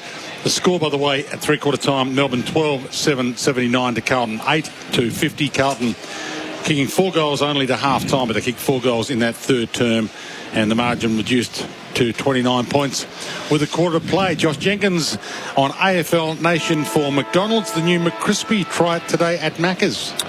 Don't be surprised to see Carlton just play an extra 5 minutes here and close the gap. We often see that in pre-season games where the team who's trailing by sort of 4 or 5 goals can just close the gap here in the final stages. But Max Gawn's going to continue on, as you mentioned, Dwayne, and play some of this fourth quarter. Pickett's in the centre bounce as well. Salem's in there as well. So it's a new look Demon midfield group, at least for tonight. Petrarca starting inside forward 50. So don't be surprised to see him and Pickett probably swap straight after the bounce. Yeah, Petrarca centre half forward, and looks like they do want to.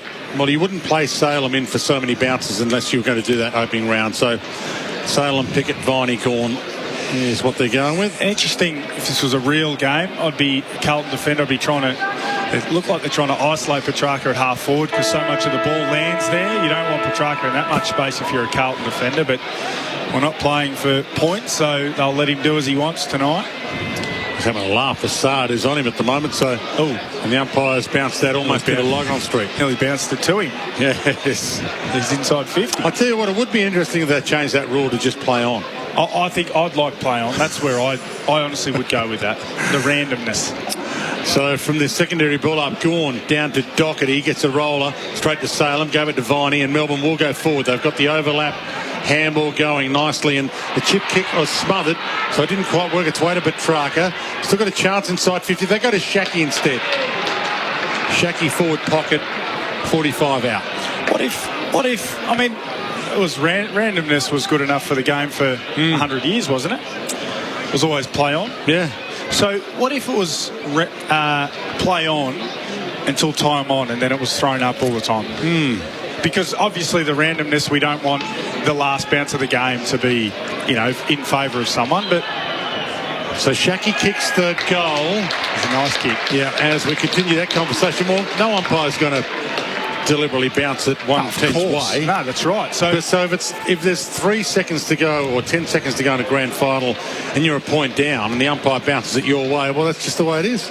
Or once it hits time on, you throw it up without a bounce. Yeah, maybe to avoid the 1 in a million where it does go someone's way. I don't mind the randomness. What I am against, and again, it's not a big picture thing from my perspective, is where we have to stop it. We lose a couple of seconds and we throw it up. Recall. Everyone gets back in position. That's a little bit annoying. Yeah, the recall, I think we're all sort of over the recall. Painful. Yeah. No, I think you've uncovered something there at 8:55 of a... What is it, Wednesday night? Listening. Yeah, yes, exactly. Wednesday night, hump day. So, from the middle, Cripps had a knock to him. He got a handball out. Umpires found a free kick to Hewitt. No, he's pointed the wrong way. And now Melbourne are away. Taken off. Viney goes. He gave it to Petrarca, and Melbourne, because of the overlap, have it in the hands of Pickett, who can kick a goal from 45. Oh, that would have hurt. The footy gods are on the side of the umpire there, who pointed the wrong way. Carlton fans and Carlton players thought it was their free. They all took off, and then Melbourne realised, no, the umpire's pointed the wrong way. We're off here. That was quite funny. So was Cozzie's pretend pass as well. I'll kick it just out of your reach so that I can have a shot. Short kick to Doherty. He goes down the spine and finds his target in Chincotta. And he got his way out of trouble in the end. Heads wide to McGovern. And he heads wide. No, he missed his target. He was heading for Hewitt, missed him completely. Hard attack by Tomlinson. Gave it to Lever. Look away handball. Back to Salem. Poke pass is good. This little pop over the top to Langdon. Again in the short sleeves tonight because it's so hot. Back inside to Salem. See if they play a bit of tempo footy here to practice that. No, they're going with the inside kick to Bowie. And I think they might want to go here. Bowie looks up. He's got May on the run. Found him. May short to McVee on the wing. Short to Petrarca. Comes up from centre half forward and takes the mark. And now Petrarca wheels, goes, kicks, Gaunts forward. McGovern beat him and then dropped the mark. And now it's trouble. Fritsch has got it, feeds it out in the Gawn direction. Carlton get players back. De Koning to Chincotta. Blasts it away in hope. It's either going to be insufficient intent or land in the arms of Howes. Howes gets it. Barrelled as he kicks it. Goes long. Shaki. Big leapers go up. Kemp got the highest of the lot. Carlton fans went up with him. Ball close to the boundary. Max Gawn's gone for the miracle kick toward goal. And he's found the kid who's done extremely well, Windsor. And he threw it though. So free kick Blues. He nearly had a third goal there, Caleb Windsor. Wide ball to Elijah Hollins. Bowie worried him out of it. Got it by hand to Salem. Floats it back in and two Melbourne players look at each other. Pickett looked at Windsor.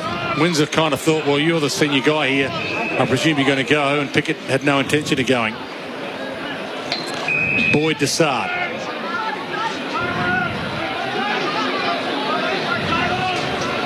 Nice little local flavour to the crowd here. You can see here in the effects mic on AFL Nation. Now a turnover. Picked off by Sparrow and he kicks the goal. So just when it slows down and you think this thing's going to go out of it, Melbourne slam one on, get their 14th, and we're only 5 minutes into this last quarter, and Carlton having a little chat in defence as to who got that wrong.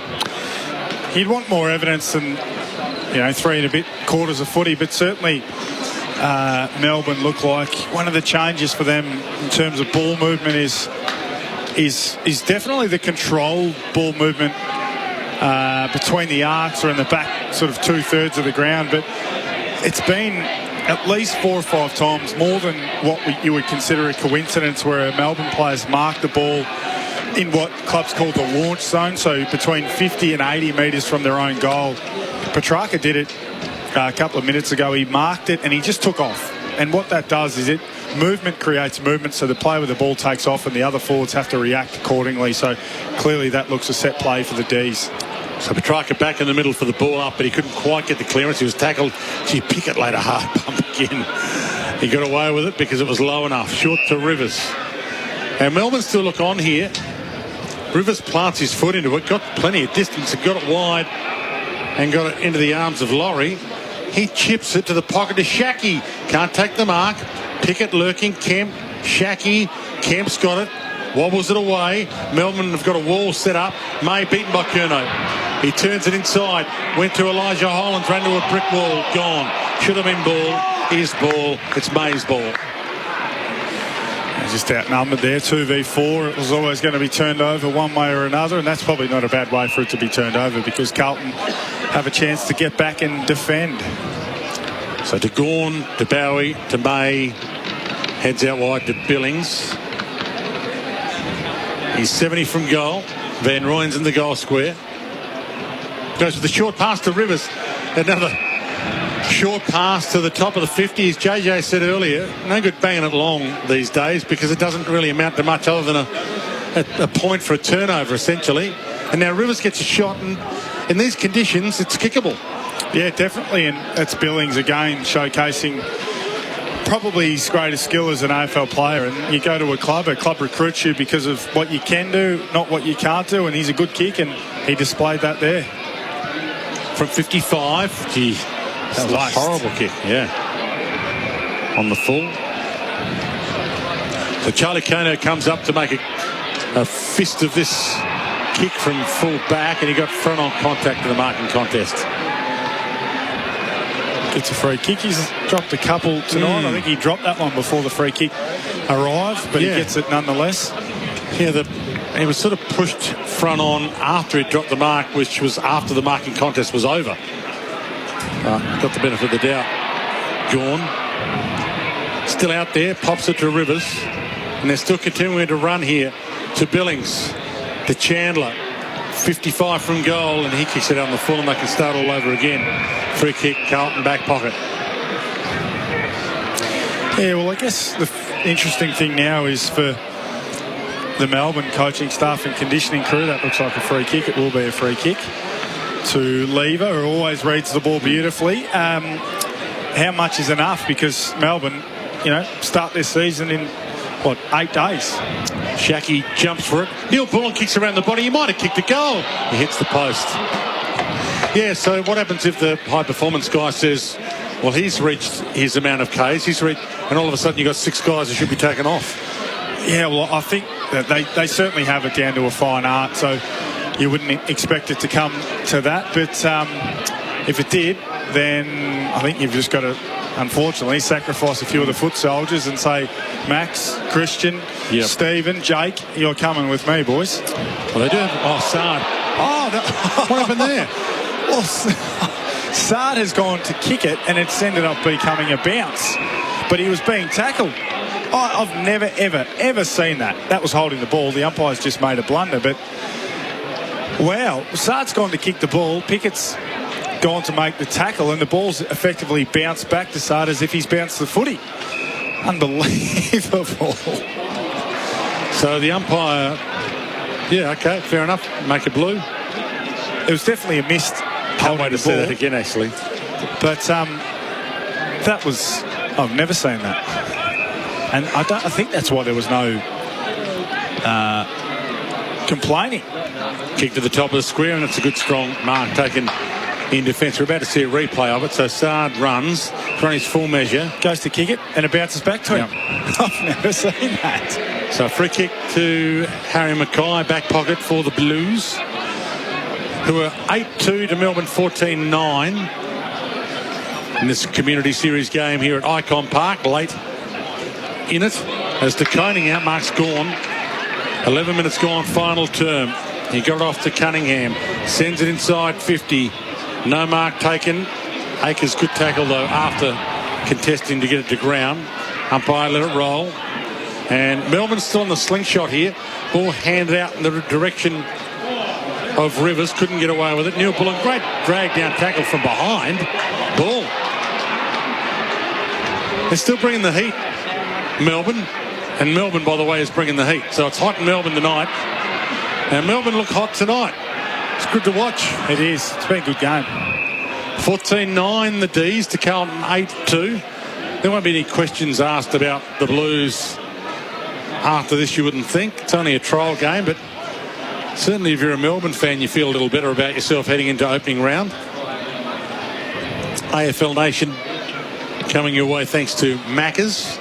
And that one is a little too wide for all except Bowie, who dives and can't mark it, and then he falls on it after the mark attempt. And the umpires often cut you some slack there too.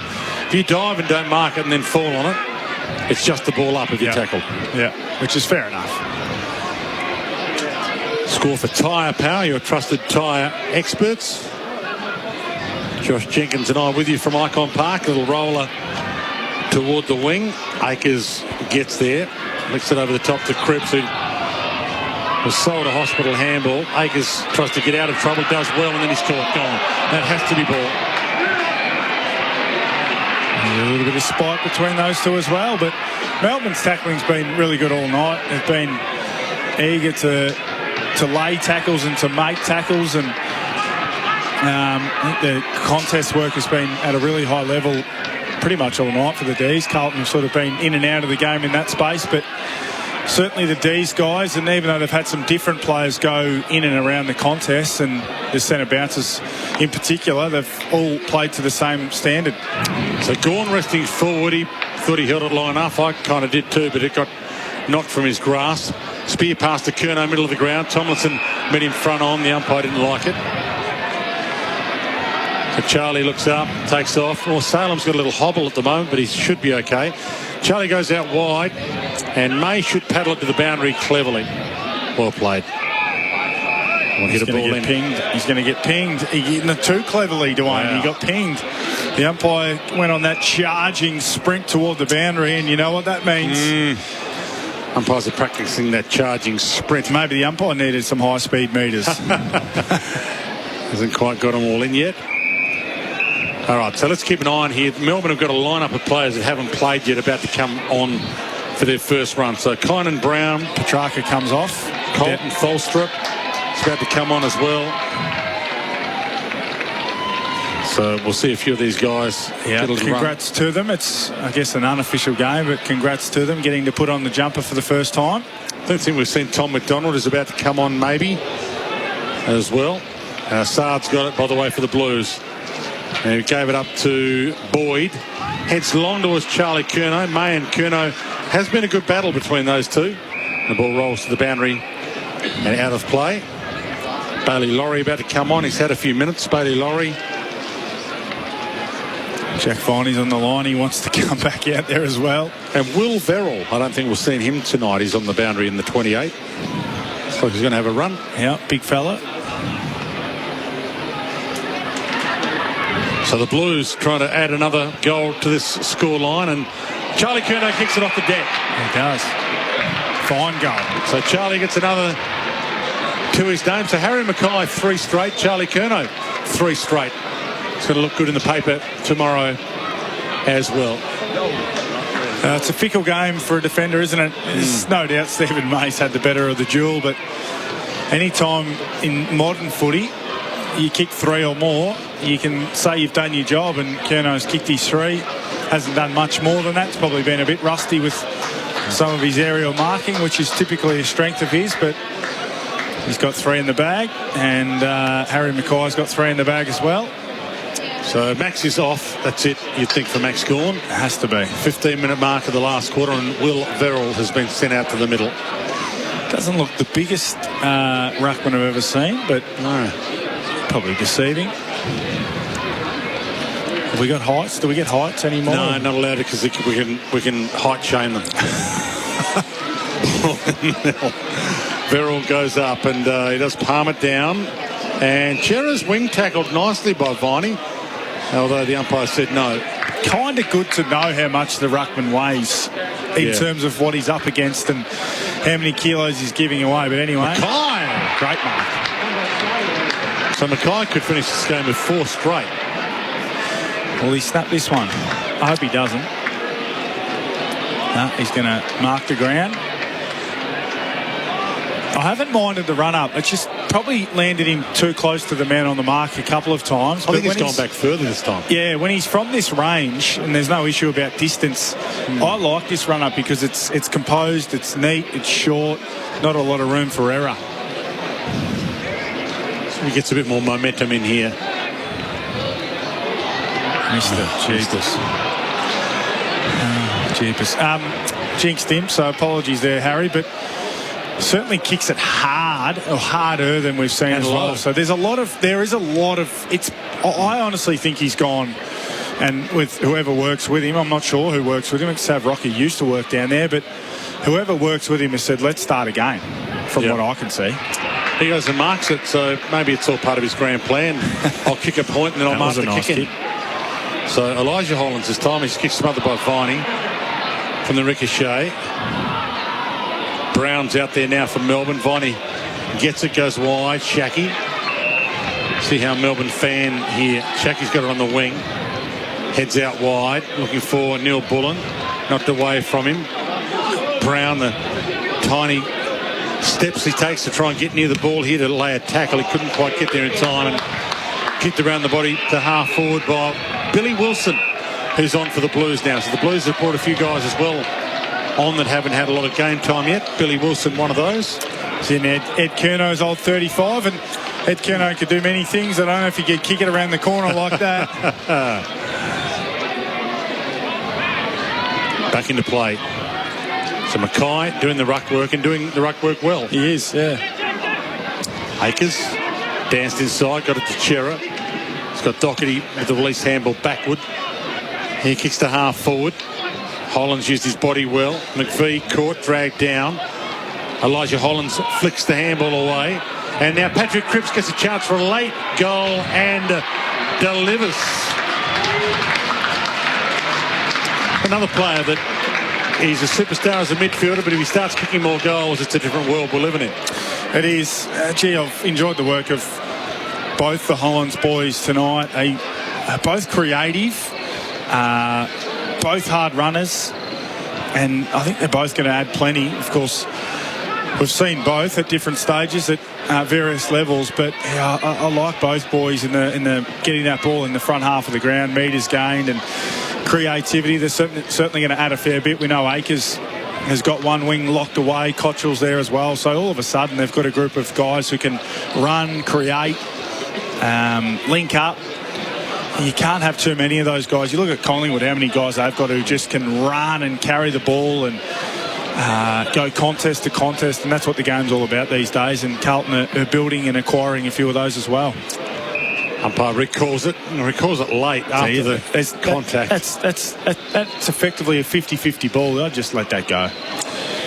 Score for Tyre Power, your trusted tyre experts. You can get the power and tackle road safety with Tyre Power.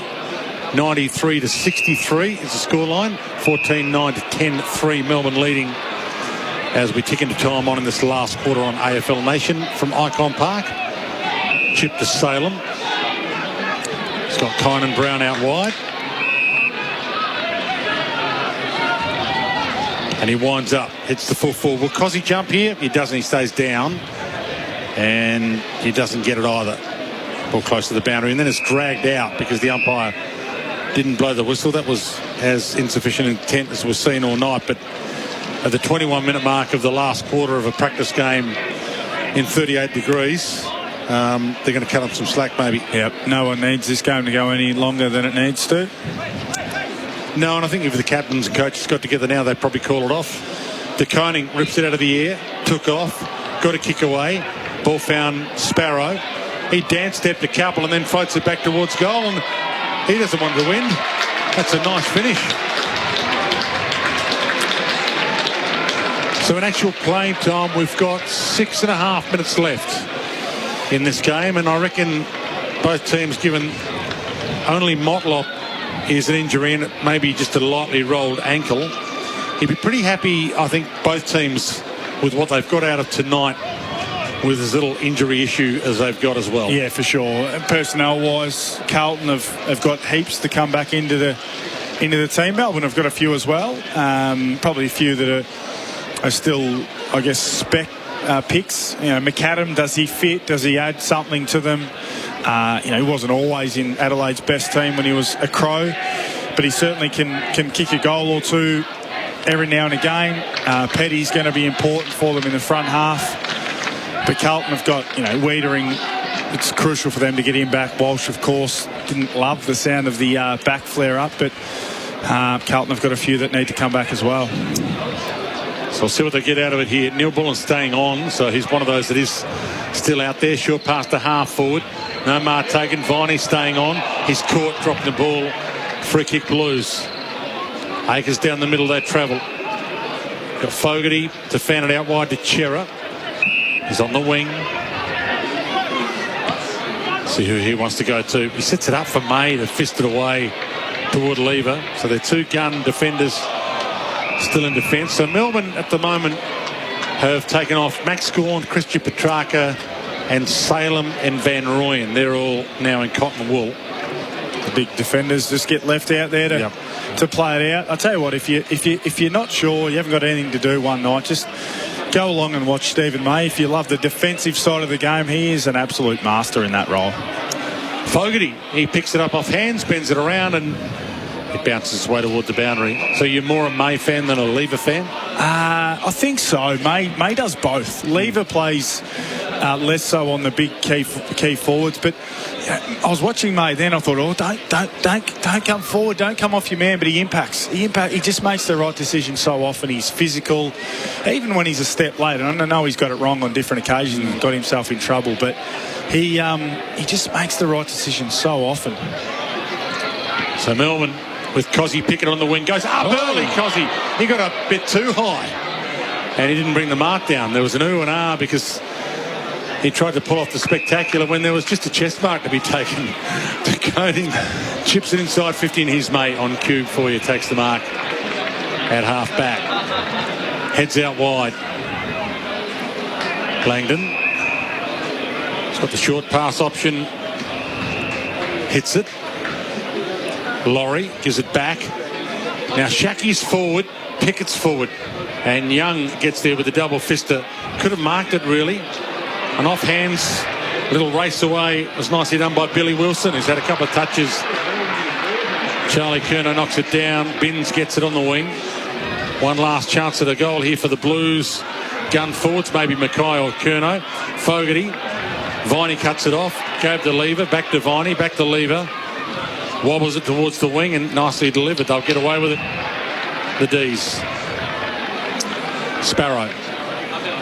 Where'd you have the D's? Have you done a ladder? 7th, I think. You had them in the 8? Yeah, I got them in the 8 still. I got faith in their ability to generate inside 50s, even if they don't score with as many as they should. And I kind of got faith in them overcoming the hurdles of summer. But that was before the Brayshaw issue, of course, as well. To the pocket to Laurie. He gets there and takes the one-handed mark.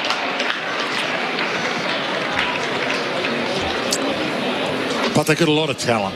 They do, yeah. There's no doubt they've got a lot of top-end talent. Chip toward Shackie. Pick up on the half volley and then the spin around kick a goal missed. Yeah, well, they've got, a couple of All-Australian calibre defenders in the back half. If Salem's back there, they've got, a great ball user and you pinch hit with him around the ball. We know how good they are around the footy. Viney, Petrarca, Oliver when he gets back, and Max Gawn.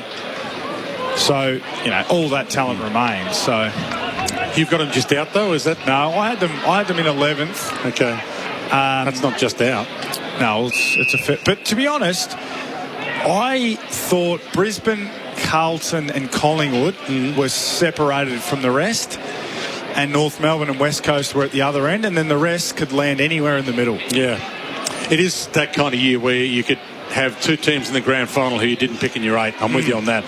But that's a beautiful world to be in, really, when footy's that open. Pickett, forward pocket, gathers, gets it. They got him. Ball rolls to the boundary. He's looked good in space. A few incidents going on beside us. Not as smooth as our operation to okay. A few dramas. Not sure what's happened, but it's going to be an even year. It's going to be a year where fans are going to be frustrated because they'll lose games they expect to win, but the reality is the competition's so even. I think the parity that the NFL has is something that we've been striving for and we've almost got. How many weeks into the season will someone be in crisis, you reckon? Well, my first port of call might be Fremantle. But they looked good last week, Freo. See, I didn't see it. So yeah, they did. They looked good. I can't. But they only played West Coast, who are probably going to be terrible. So, let's see them against Port Adelaide at Albert Noble Friday. That'll be a good little understanding as to where Freo. Yeah, they scarred me. I worked a few of their games early last year. Brennan Cox took 20 marks. Luke Ryan took 18 marks. They kicked it sideways all day, and they scarred me. So, yeah, they went a bit more direct, and Amos looks good. Fraser Taberner can't get a game at the moment the way it looks like for Fremantle. So there's a sign at least. But he probably will make their 23. But he's probably not going to be a key post player as Brown's got it for Melbourne on a half-back flank. Pickett, will he stay down? He does. And he gathers the crumb. No, he doesn't. He missed the crumb. Kemp's got it. So the dying minutes here of this game, the sting's gone out of it, even though the steam and the heat is still out there. As Cozzy and Saad have a little push and shove in the middle. Just when I say the sting's gone out of it. And they still push and they still shove. And in the meantime, Lever stands under it. And it is not a free kick to Rivers. He was slung. McVee handed it off. Ball around the body towards the wing. See if Cozzy goes at it with Saad here again. They don't get near it. Chera does. Hands it back inside. Spear pass to Billy, who turns it over this time, Billy Wilson.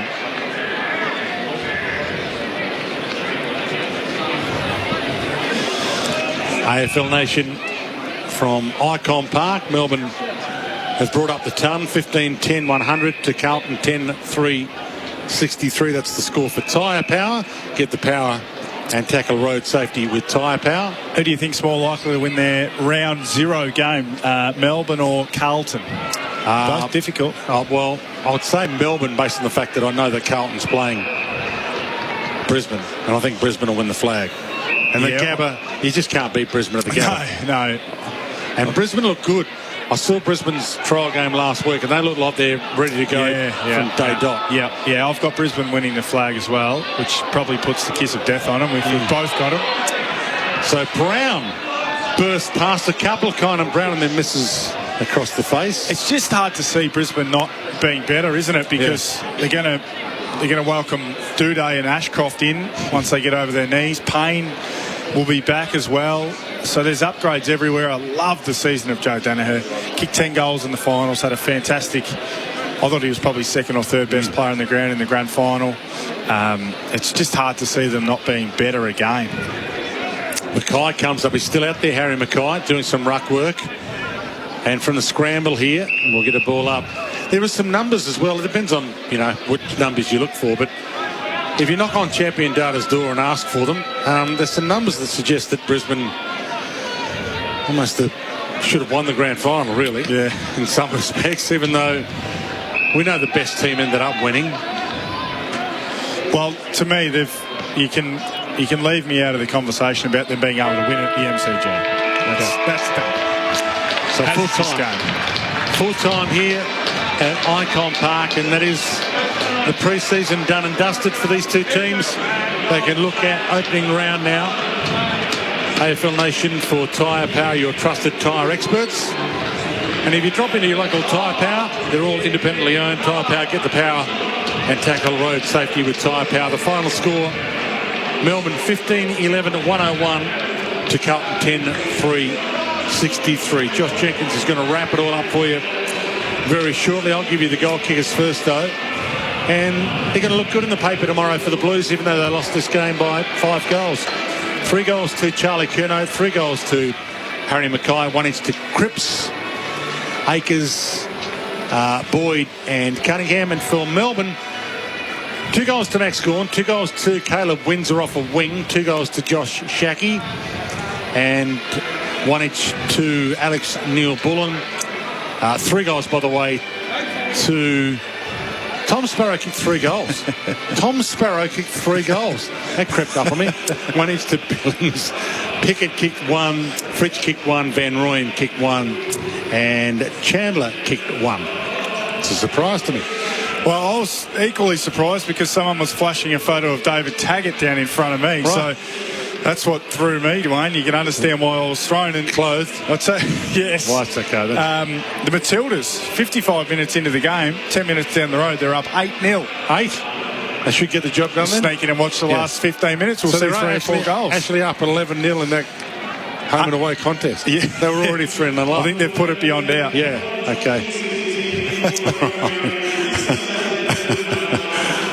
So thanks for the tip on the traffic on the way home, by the way. Yes. Docklands. Yeah, don't go that way. That you and I on the Westgate. We'll be right. Don't go that way. So you've got what have you got to wrap here? You've got 4 minutes of your own here. In fact, we're going to take a break. Yes. Have a think of we've got 1 minute of gold from you on the way back. All right. So have a think of 1 minute of gold to wrap this up. 15-11-101 to 10-3-63. Melbourne winning at Icon Park on AFL Nation.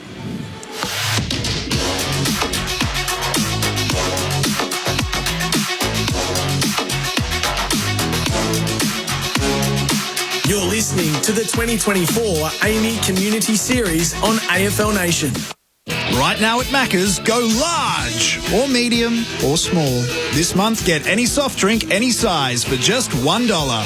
Value means more at Macca's. Available at participating restaurants. Excludes McDelivery. Excludes frozen soft drinks. For over 40 years, Kubota have worked the Australian landscape and faced its challenges. From first light to sunset, our agriculture and construction range works with power and versatility that you can rely on. From our mid-size to professional tractors, dependable mowers, zero tail swing or conventional excavators, and more. Kubota is building and shaping the future. Visit kubota.com.au or head to your nearest dealer to learn more. Whether you're a busy household looking for family-friendly options or love the feel and comfort of luxurious natural wool, or maybe it's a healthy choice asthma-friendly carpet, then Choices Flooring has the range, colours, textures and savings you've been looking for during our Carpet by Design sale event. Go online at choicesflooring.com.au and discover the carpet solution that's just right for you. With savings across the range, now is the time to visit your nearest Choices Flooring showroom.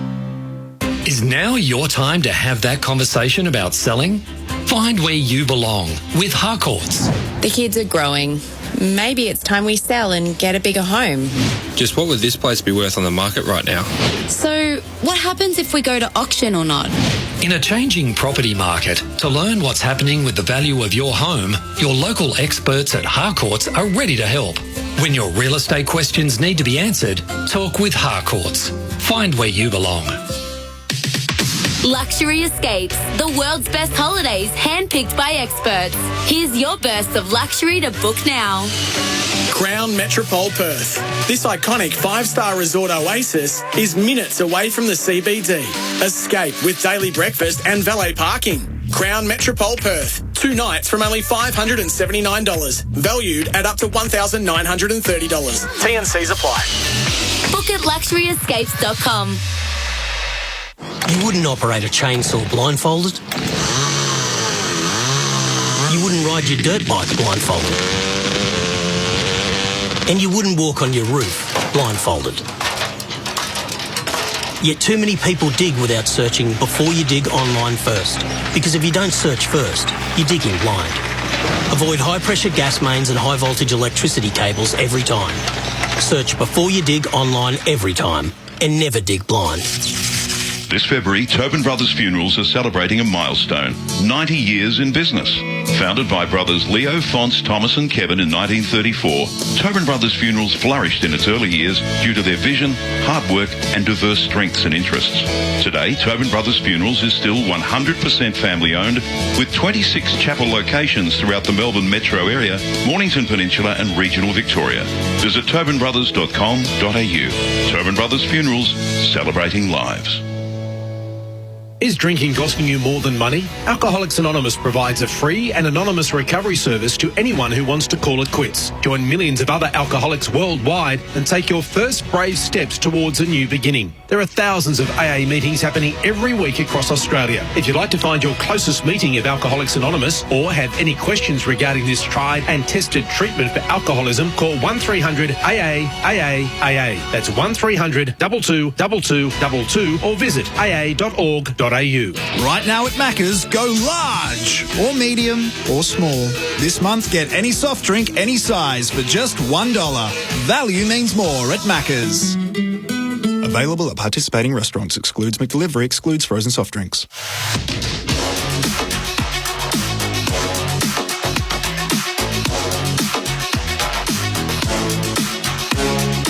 You're listening to the 2024 AAMI Community Series on AFL Nation.